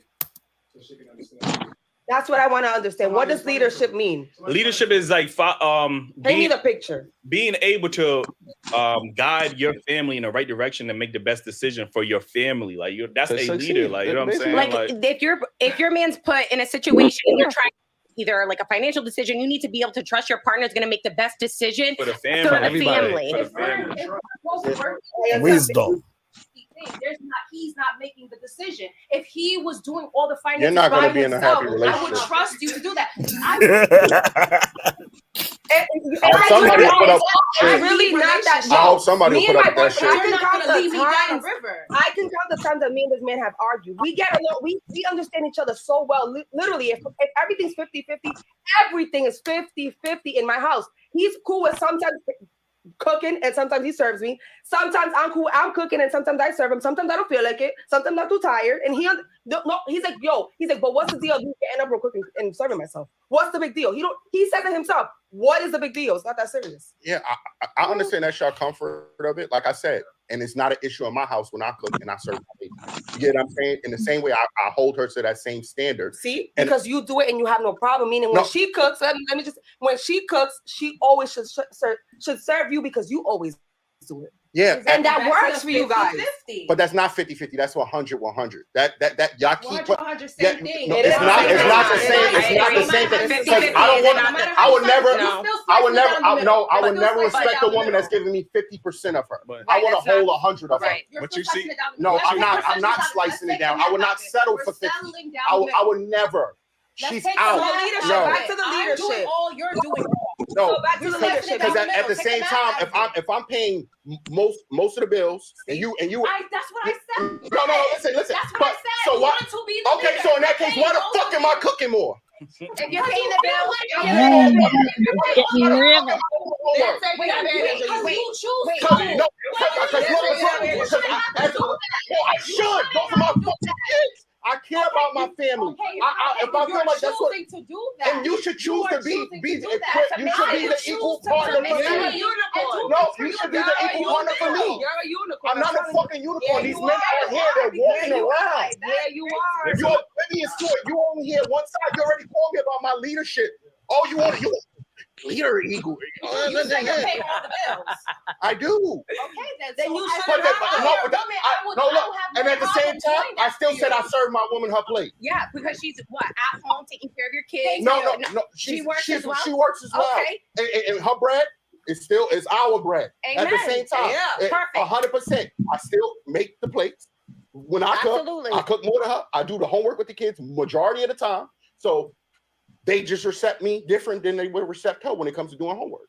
Okay. No, I just don't. I don't. Honestly, that's beautiful. Most people aspire to have exactly what you have. But that shit's not fucking off. It's not normal. It's not normal. It's not normal. It's not normal. It's not normal. And you know why it's not going to be normal? And it's because messed when you have like this shit where you giving a man 50% of you, and you feel like you just too tired and you can't go the extra mile for your man, why the fuck would I go an extra mile for your ass? I'm saying, I said, it's not. Do y'all agree with what he's talking about? Absolutely not. He is absolutely going not. off. This man is living in a fairy tale. Oh God. Oh, go ahead. Hold on. Why do you say he's living in a fairy tale? Because first of all, we're humans. We're not robots. There will never be a time that every single day that there will be 100% from both ends. I've heard many married couples says that sometimes they give 30, sometimes they may give 70, sometimes it is 50-50, sometimes it's 80-20, whatever the case is. And sometimes it is 100-100. But to constantly expect 100 out of a person every single time, that's a burden that's just too much to carry. Like, I just don't believe it exists. I don't believe it exists. I doubt sis is giving you 100%, and she ain't cooking, she ain't taking care of helping with the kids with homework because they were more receptive to you. So how's she giving 100%? Explain that to me, sir. Because it's definitely giving about 70-50. It's funny. For the amount of stuff he says he does, and the amount of stuff that he claims she does. So I'm not seeing the 100. And he paid, and he got real mad when Miss Delusional. I think he hits. When she called him out on his BS because it was pure BS. It Like, was. you can put on for TV, but facts is Like, facts. who doesn't get tired? Some days you really just don't have it in you. Emotionally, physically, spiritually, you're not going to be your best all the time. So, and it's okay. And I need you to understand that. If all I have is 70% today, I need you to be able to understand that. And if you can't understand that, then I don't know what to tell you. Well, his girl only has 20% every day. Because he cooks more than she does. He makes the plates for all the family. He also helps with the homework. They both work. So she giving 100% at work. And giving him in the family, well, she giving him 20% and giving the kids 5%. So in total, they getting 25% from her. Because the kids are more receptive to the dad, so clearly he spends way more time with the kids than she does. I mean, maybe his job is not as demanding as her job. I don't know what the situation is, but it's got to be something lacking. The way he went off on Miss Delusional, and he told her, so how I'm trying to be leadership when I cook most of the time. Miss Delusional said, First of all, like, I hated his answer when it came to leadership. Yeah, I did too. I was starting to act like, like, bro, like what? Are you a father or a shepherd? Like, what? All he needs is a stick, yo. That's what I'm saying. He'll blend right in. He really sat there. He was like, "You're supposed to lead your family to the promised land." Like, bro, overcooking, nigga, please. We marched in Selma. Since I am the father, let me explain what a leader actually fucking is.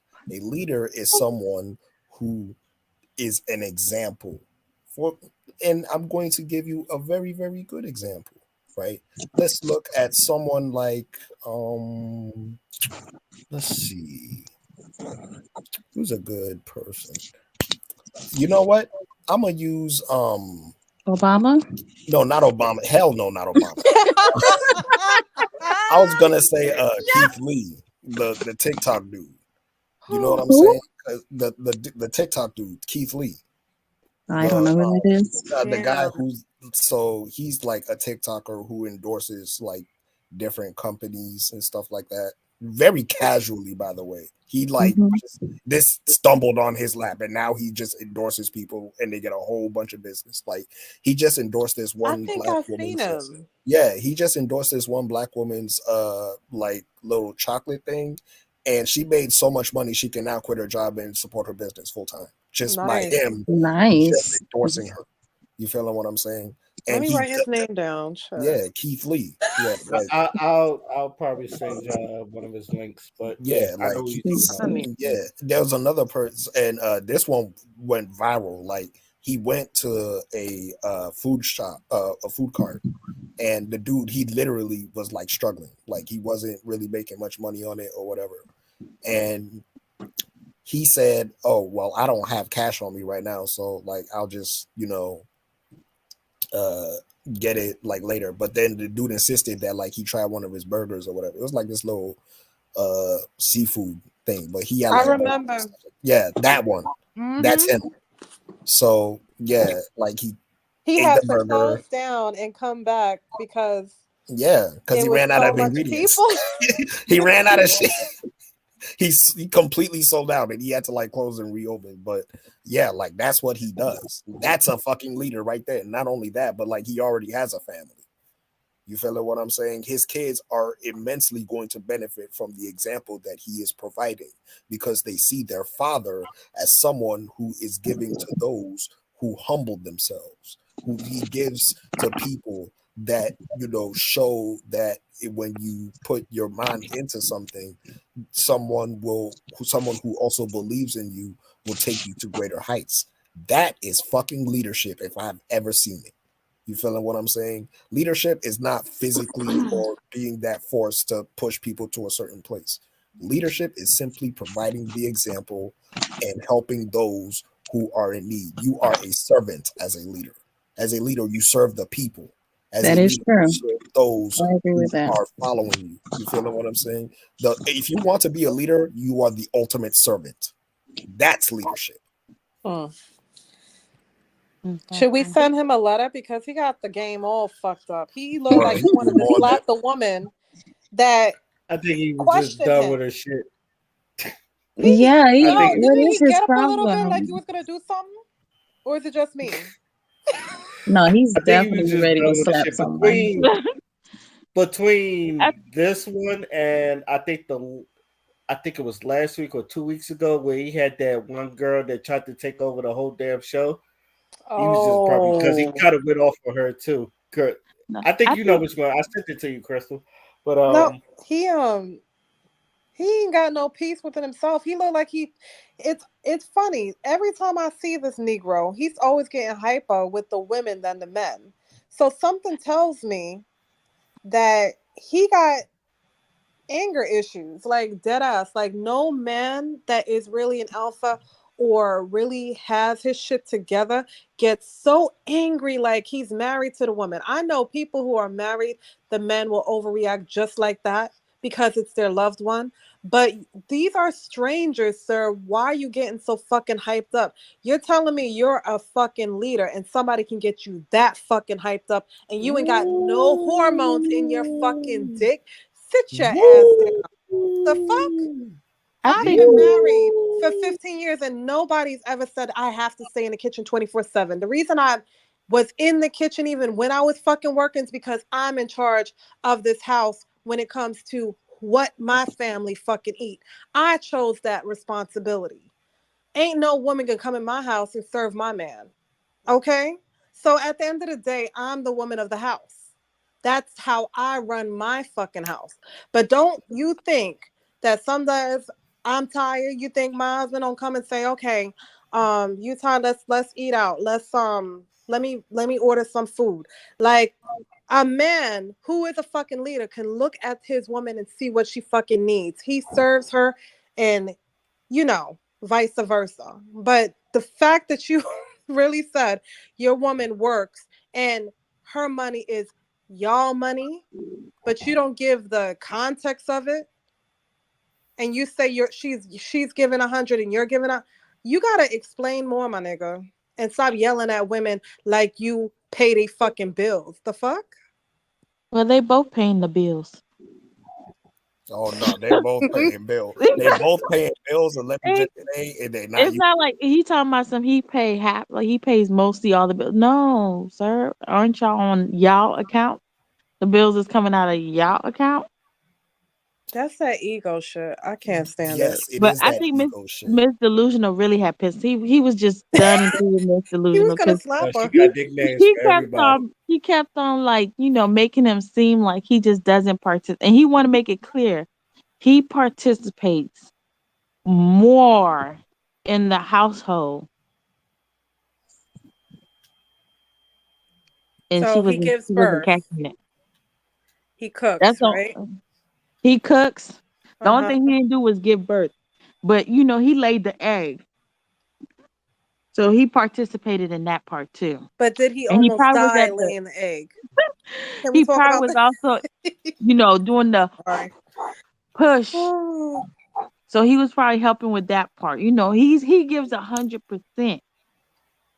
And he wanted to make sure y'all are all aware that, he doesn't slack off.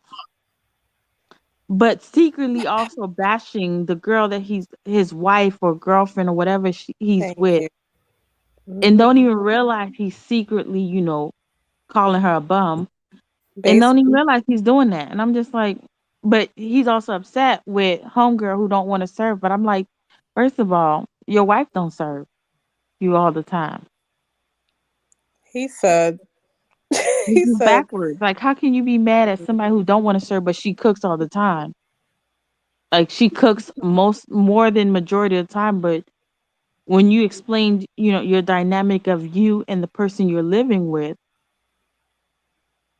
she seems to not do as much as you're doing. Or is it Cap? Which one is it? It would have to be Cap, obviously. I feel like it's Cap. Honestly, but the thing that also annoys me is how he was naming it like it's a fucking tally, like it's a competition.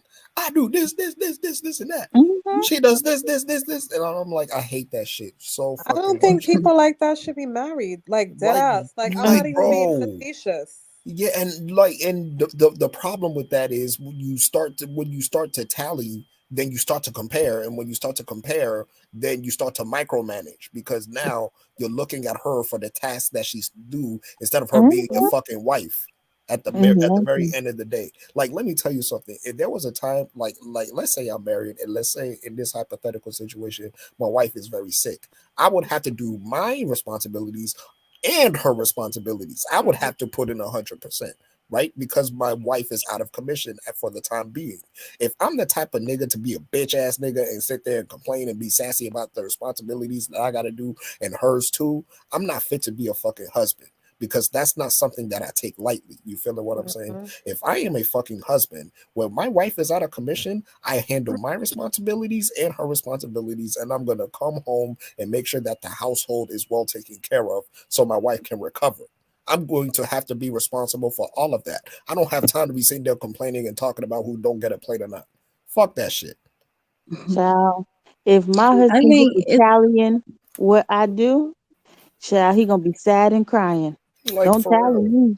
Like, Cause why that you tally even gonna be married, short. That tally gonna be real short. It's gonna have half a check, a check and a half. It might have a quarter check somewhere too on each one of the spectrums what I'm supposed to do, but it ain't gonna never have a full check on anything. But sleep. Live streaming is on. Lorna Turi Norton right here is done with the damn conversation. She do look like Naturi. She do. Like she looks like her sister, like a cousin. Honestly, yeah, she's the finest one of them all. That she over this topic. I'm saying, I'm over it too. All right, we only got 3 minutes left. Let's try to finish it out. My thing is just one little instance where sometimes I don't feel like serving him, but I put my all in everything else. I don't believe that. Do I have to he has a red flag like you don't know his love language. You don't want to get to know his love language. You don't do. Huh? You said yours. Listen, man, my relationship is working for me and him. He understands I'm me. going in the middle about to go to sleep on them. The way that I saw my mom bust her ass for her kids and her husband, I do love him. But my thing is the way my mom busted her ass while my dad sat there like a king. Bro. Ain't got nothing to do with him. You gotta heal yourself. You gotta heal. Okay, but then he understands it. He understands it. I'm not gonna always serve you. Am I saying I will not always serve my kids? That's different. But my husband is gonna get served when I feel like it. And if he cooks, he can serve me when he feels like. Problem. I have no problem. That's a problem. I have no problem getting up and getting my food because I appreciate the fact that he just cooked for me. So I have no problem getting up real quick. Are you willing to die for your man? She said, "Are you willing to die for your man?" All like, answer. For sure. If I'm willing to, I don't know. He's not. I don't know because if somebody puts a gun in my head right now, will I? I don't know. I don't know if I would. 9 times out of 10, a man is willing to fight that man with that gun to protect his woman. I know I am. Bro. My Lord. He just wanted to throw that in there. You know, I'm gonna tell you. But I'm not gonna just stand there because he's the man. Hey, pause that. I can't with him. I can't win all. Well, that's the first honest thing I heard Miss Dominican say today. That was the only honest thing I said because I don't know. What? No, that's not even the most honest. 'Cause she should have been real honest. Hell no. 'Cause that's the real answer. Would you be willing to die for your man today? She should have been honest and said hell no. Because I don't know means hell no. And if they was to ask me that, it'll be hell no. Yeah, the pause. I learned. I seen the long pause. It's a no. Yeah, like be honest. Hell no. Like, why would first of all, why would he put me in a situation where I gotta die for him? Well, they do that. They do that when you got to give birth. All You're I'm halfway there anyway. all I'm gonna say is that's God's doing. That was my time to go. Yo, Ray. Yep. Yo, she's the world heavyweight champion. Heavyweight champion of the world. Yeah. Pound for pound. Pound for pound. Like, bro, I really can't believe we really sat here and watched them argue about plates. And so passionately, boy. Might I add, so passionately they argued about plates. Mr. Homeboy. So the whole 30 minutes of the video was about plates? No, it was about 20 minutes of the video was about plates. But it they felt spent, like oh Lord. The first, I would say, the first 15 minutes was about what's the word I'm looking for? Cultural racism. Yeah. And getting the celebrities to do their part, and also understanding sometimes race is like embedded in us, and how each culture, like that's how we found out that she only dates black guys because her dad, which is dark skinned Dominican, very dark skinned, he hates black people, or not hates, but he don't really see them in the best light, and so that's what caused her to want to date black people. That's such a good reason for it, And Miss Delusional, she's really making a difference. Yeah, Miss Delusional, who has the all white jumpsuit on from Cell Block 13. You mean? Why do you call her delusional? She's been having nicknames for all of them. That's Miss Delusional. Hers is the best one. This is Portuguese. This is she's a Puerto Rican who dated and had a kid with a guy whose dad is with a guy whose dad is blacker than her whole family tree, but felt like she was beneath the son. The dad's like, the son, so she ended up having a kid with the person, and the father clearly, despised her. And so their relationship didn't work out. And so she believes that, single parent household, you know, school trumps over is like the failing reason for like why these kids aren't educated, instead of like not just, not having a father doesn't, cause the stereotype, or that the entertainment. She's just delusional on every aspect, that is just two is not better than a one. That's her mindset. Oh Two Lord. is definitely not better than one, and everybody else is to blame but home.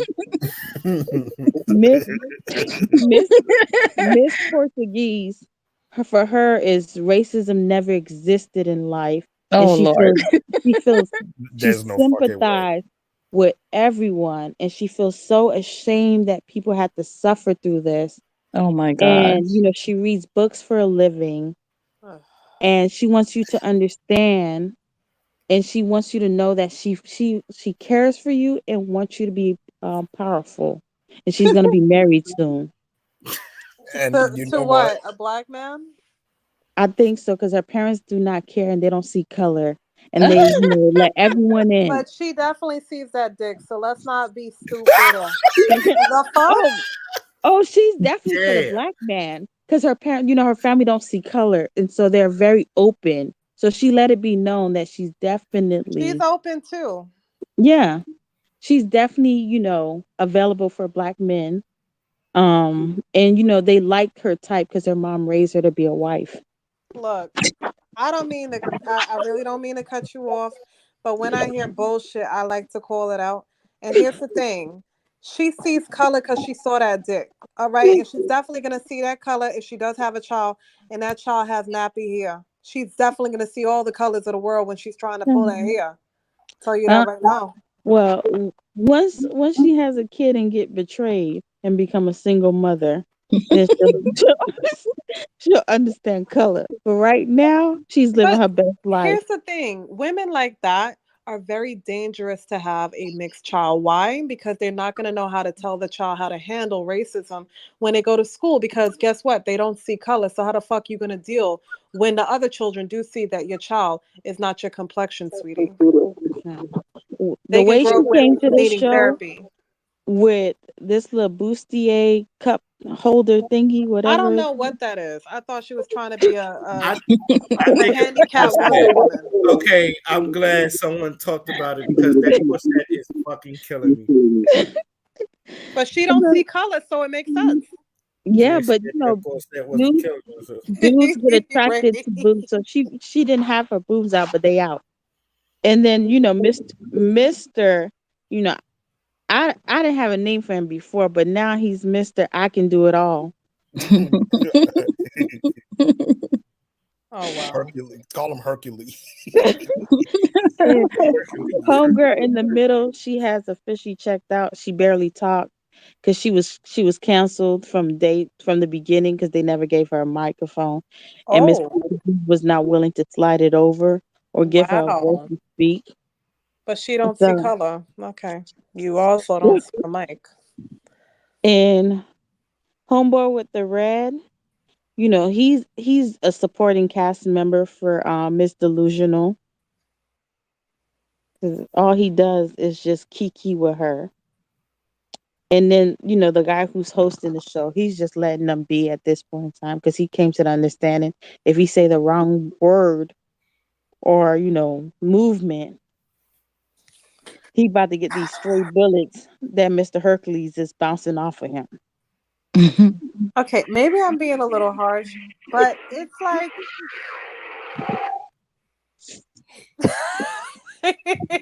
sorry. It's just combined with looking at, the woman and then that sound like she's floating through the air like Wonder Woman. It's like my mind went somewhere else.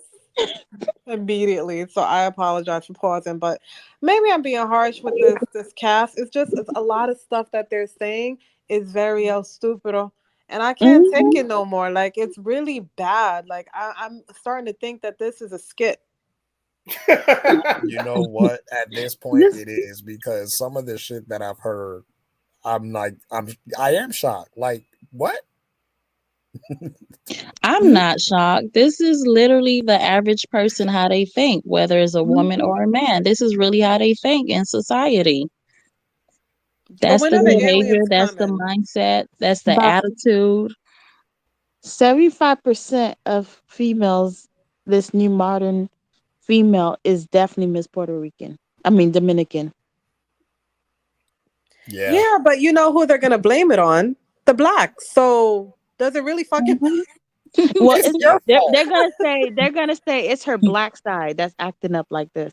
Well, They definitely obviously not good. because They're not gonna blame the fact that she's, she. Let's be honest, she don't have any black friends, but she already said she don't really have black friends.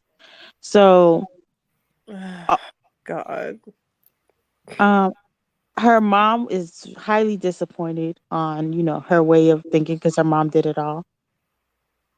So, but at the end of the day, she's definitely the A type for the modern female nowadays, the independent woman. Yeah, because all these independent women that's of different races always go for the black dude that's okay with the okie dokie modern way of thinking, but as long as they're a different pigmentation, they're good to go. Mhm.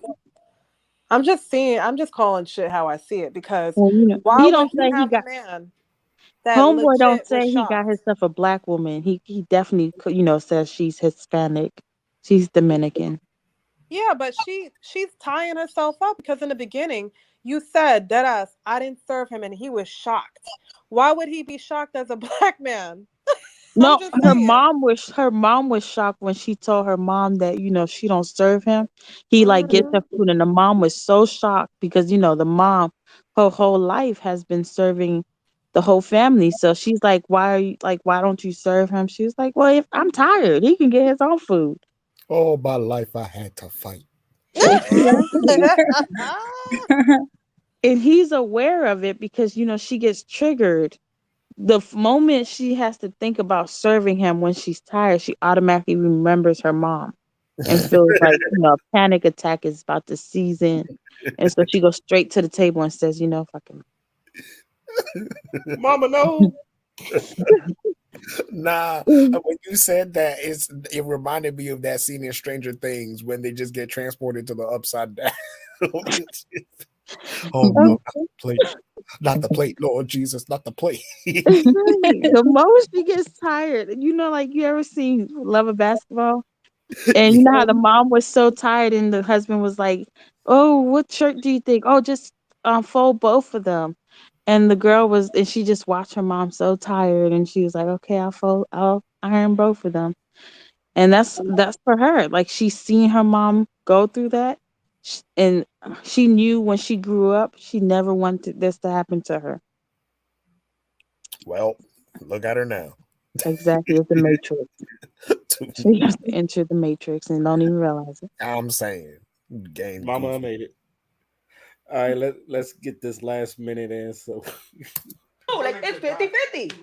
Again, Not if it's I'm three not gonna Devos. watch my boyfriend get beat up. I make food every single day. And make his plate too. I cook every single day. Make his plate too. Yo. I'm not gonna always Not make every his single plate. day you say he cooked too. Give my man his credit. You didn't say, Sometimes. yo, my boy. You cook sometimes. And I cook the rest. Now she It's a trying to downplay sometimes. your cooking. It's the truth. I'm not lying. It's the truth. Listen, man. It. Put up with you not knowing his love language for 9 years. Bring him his No, plate. I'm a great Bring him his motherfucking plate. girlfriend. Trust me. I do it all for him, and he knows that. So she wants to go home. Like, bro, get me out of here. She wants to go home. I'm so confused. I can't believe anything that comes out of her mouth. Did she just say she's been with the guy for 9 years? Why are they not married? That's Mhm. what. Oh Lord, Don't make plates. that explains everything. It's the plates. It's the plates. And don't forget, she's a great MFN girlfriend. Remember that. Yeah, yeah. Then I She called it, cooks every single day. but I called it. I called it. Wait for Crystal. She serves everyone but him. When they have kids, she gonna serve the kids. And she not gonna serve him if she tired, but she definitely gonna serve her kids if she tired. That's stupid. Oh, Yo, but Crystal, let me ask you a question. Aren't they so easy to read though? they're too easy. I It's could too, tell from the bro. start. She talking about, oh, I don't serve him. He can get it himself. Okay, you sound like what? Like a modern day woman. No woman is prideful of that shit. And even if that's the case, don't make it sound like you got an attitude about it, because then obviously it's shit going on in the relationship that you just let everybody fucking know. El stupido. That's why I said she embarrassed herself. Like that I entire serve the kids, but he can get it his. Look, serious? That I guess Oh. it's selective tiredness. Just like we have selective hearing, it's selective tiredness. If you are going to say a lie, keep with the fucking lie. Don't out yourself. You can't say, I be tired, but you still serving the kids. You're telling me the kids can't walk.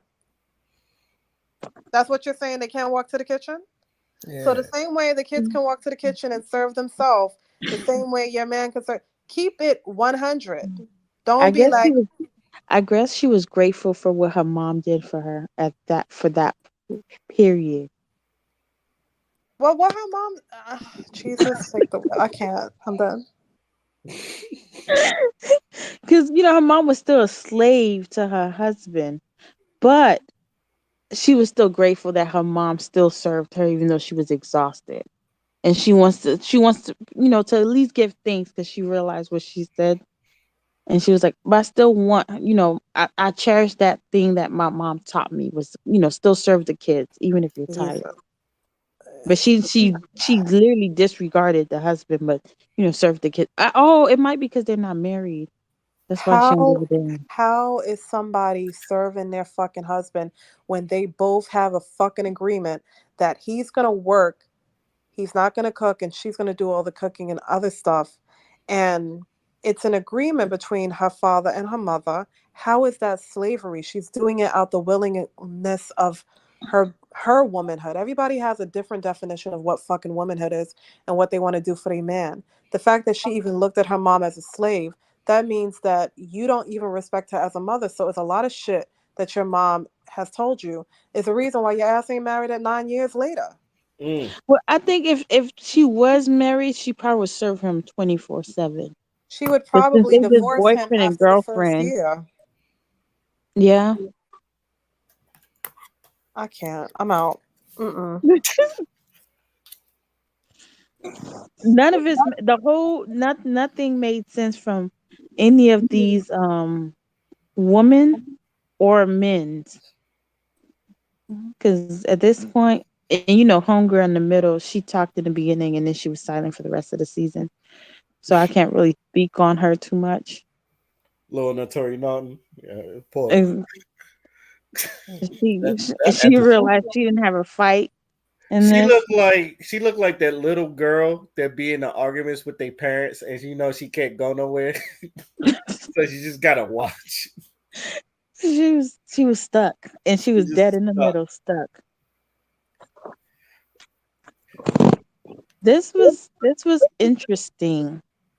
They been left racism at the beginning of the beginning of the show, and then they went on talking about life problems to paper. I mean, not paper. To plates. To plates. They may not regard them as to little paper plates anymore. But I'm convinced it's paper plates. But we're gonna say plates. That episode made my ass itch. I just want you to know. This was by far weird. Yeah, they're all weirdos, honestly. I don't feel bad when we ramble on anymore. Weirdos. I'm so embarrassed. Embarrassing. Why are This you not embarrassed? You're the, embarrassed. the audacity of all these interracial people. Because I think for this podcast, they probably pretended it was only one black person there, one black woman there, and a bunch of Hispanics. But they will be labeled as black people and a Portuguese woman for this show purpose only. But let's be honest, they probably live day-to-day life as Hispanic women, and they got on this national broadcasting syndicated show or podcast and had the audacity to cap or create this illusion that they were super woke, which we know is a damn lie, and they're part of this new modern feminist movement. And these two guys, well, these three guys could not even, there's only one guy that could defend himself, which we end up realizing that he literally was lost in a fight from the beginning. And because they couldn't be honest and, explain or articulate their problems or what they felt was corrected or needed to be corrected, they just remained quiet because, you can't argue with females. I just want to say red pilling it for everybody. A lot of these guys, they be trying to be like little Kevin Samuels or have a logical reason, and they just mimickers. All you're doing is mimicking. You think a woman's supposed to be in the kitchen 24/7, but you're not providing the place where she can be if she wants to be. You got to understand women have goals and women have desires. And if those goals and desires ain't met halfway and you just being a fucking asshole talk about you need to stay in the house and cook all fucking day, you better make sure that the food she's cooking ain't got fucking poison in it. Because a woman that doesn't have her goals and is not being aided in where she needs to be aided in, and you really think that's her role and that's all she's made for, sir, you are going to get cancer. You're going to get diabetes because her mindset ain't where it needs to be because you really think her role is being in the fucking kitchen and serving your ass and talking about we both give 100%. Where? That's not But being a husband. you know what, Ray? But this goes back to the conversation that we had a while ago about how men are not men anymore, and it seems like like masculinity is literally a dying art. You feeling what I'm saying? Because look at the examples that are being set up here. You know what I'm saying? Like, listen, like, what do little kids have to look up to, or what is pushed on them? You feeling what I'm saying? You got to look at what's pushed on them, and it's so sad because when they grow up, they realize it's too late. They're set in their ways, and then when they really do try to make an effort to change it, they have to do something like either go to therapy, in which the process is harder for Black men in particular, or they go to jail.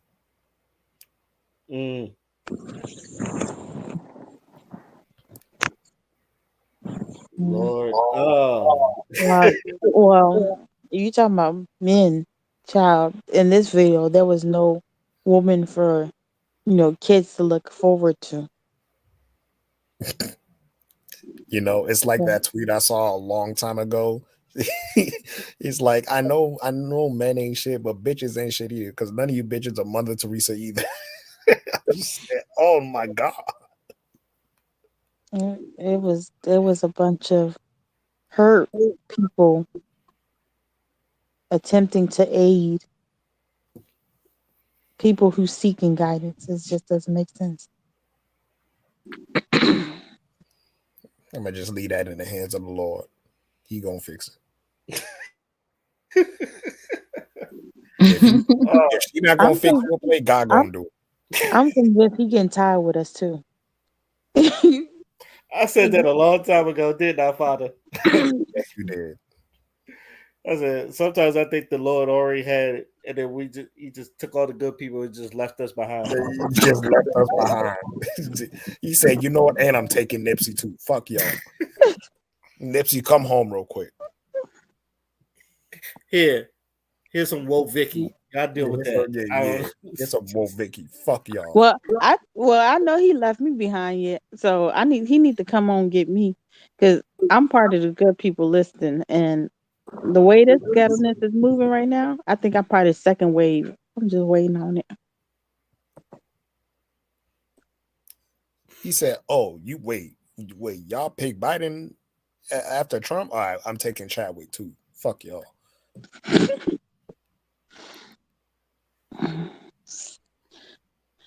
Oh, this was a good topic.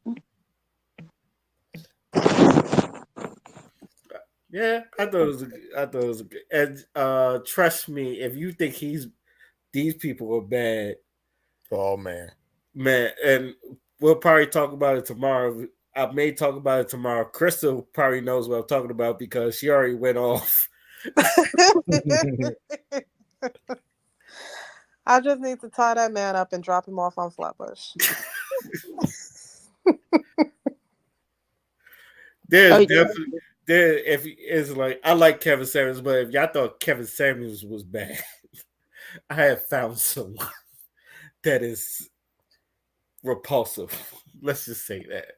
And like Kevin Samuels 2.0. Not even a 2.0. It's just like idolatry. Yo. It's always the bald ones. I'm just gonna say that. So I guess you already have the topic list for tomorrow's podcast. Yeah, I do. I just gotta sort out how I gotta talk about it. But other than that, so obviously, what did y'all think of the video? And that's the last thing I'm gonna say. And what do you think we can learn from what we saw? Absolutely nothing. And what I think about the video is it exhausts my mental brain. At this point, I need to go seek mental help for traumas that I didn't know existed. Ray, we're cooked. We're done. I guess I could say that I learned that the reason why the dating pool has so much piss and shit in it is because everybody thinks that it's an ego that needs to be had when it comes to a relationship. You're supposed to be vulnerable with each other. Like, we legit saw competition where competition did not need to be had because nobody's partners was on that fucking platform. These were strangers. They're strangers to each other, number one. And number two, we legit had a 30-minute conversation about a woman being egotistical and happy that she don't make her man a plate when she's tired, but she made it so that we think it's because she's tired, but then she flipped up and said she makes her plate for her kids. And it's just stupid. Like, everything. I just learned that the dating pool has pee in it for a reason, and they were the main examples of that. And I don't want to hear about no relationship that is, if you 3+ years girlfriend. Oh. If you had 9 years and you haven't had, you're not even saying fiance at this point, girl, you're single. You're 9+ years single, dating.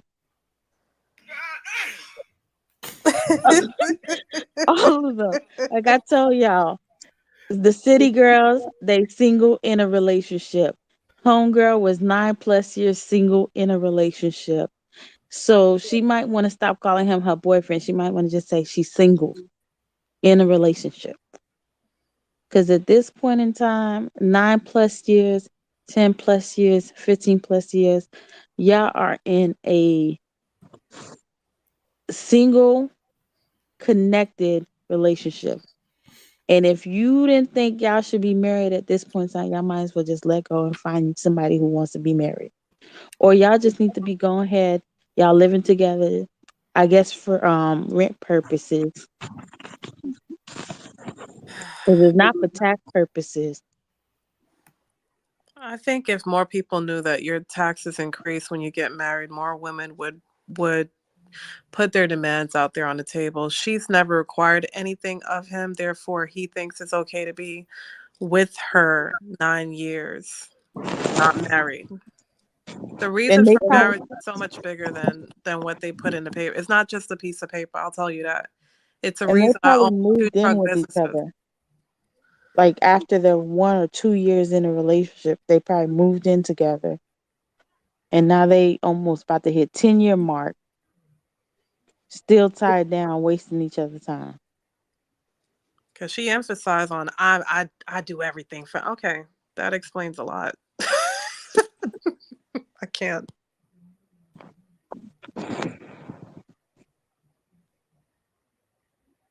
Well, grand opening, grand closing.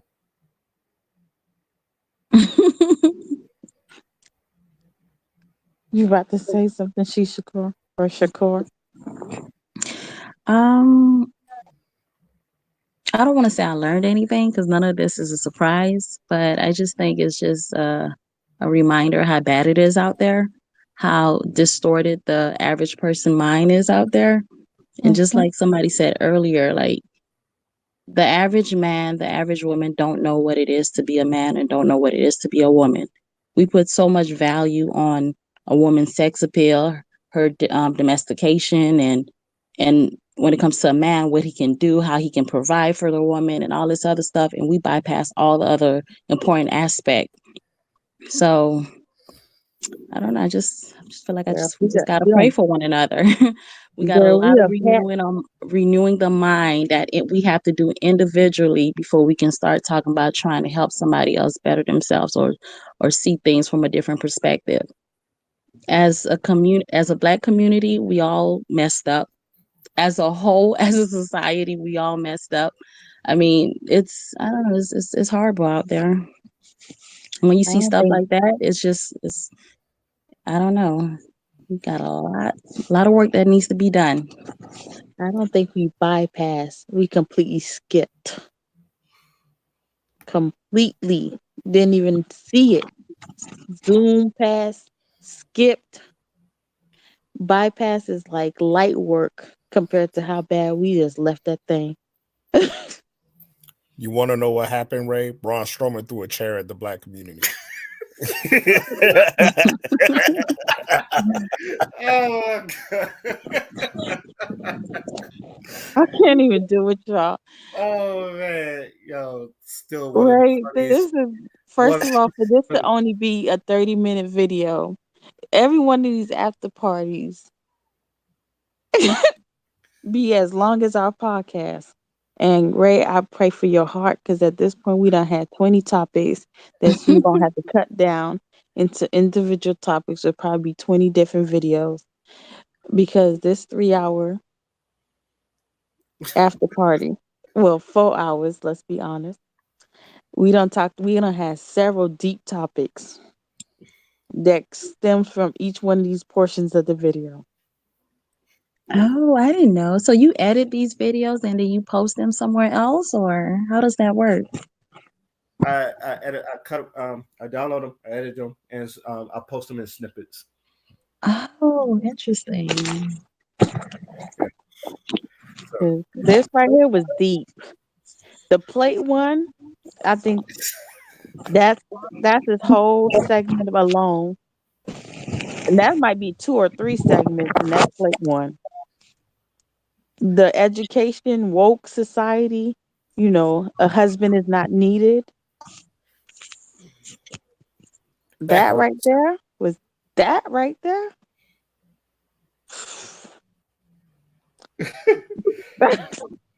That needs to be a whole nother after party alone. Yeah. Because let me the I delusion.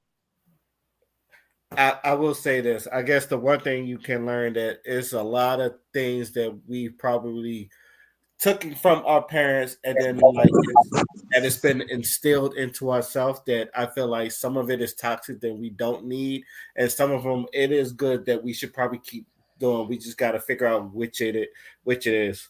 That obviously he's the one with the cornrows. His name is Eli. He says what I says. We're all black, so some of this infighting that we have is stupid, but it is good to learn about each and every other cultures because you can tell we're not a monolith, but there is different cultures that I feel like we can learn a lot from each other. Also, do what's comfortable in your house. If do what's comfortable. But I'll always tell men learn how to cook for yourself anyway, because she may cook you something that you may not like, but it's good to know what you like and what you like to cook, and plus cooking's fun. At least I like to cook things, so I always Ooh, tell Ray, men, you're gonna be a perfect husband to a non-cooking wife. nah, my girl gonna have to cook. Right. I'm not doing the cooking by myself. All right. You're not giving 100%. Shit. Where's the I'm Clay Davis? allergic. Shit. I'm saying I'm allergic. I don't know what you're talking about. Is that I love you to death, but I'm also petty. Let's just say that. I thought y'all was giving 100%. So you come 90, I come 10. Yeah. Just like what Will Smith said in his, you come 90, I come 10. That's right. All right. But hey, do As what works long for as you. the 10% is all the bills, Yeah. I guess I'll come 90. And then you just pay me to, do my 90%. That's fine. Somebody gonna drink this milk. Okay. And like B said, we've been on here for 4 hours, so I guess we can go ahead and shut down the after party. I'd like to thank everybody for coming in, as usual. Tune in next time when we have some more videos to react to. This is the after party, and we are signing out. Peace. Bye.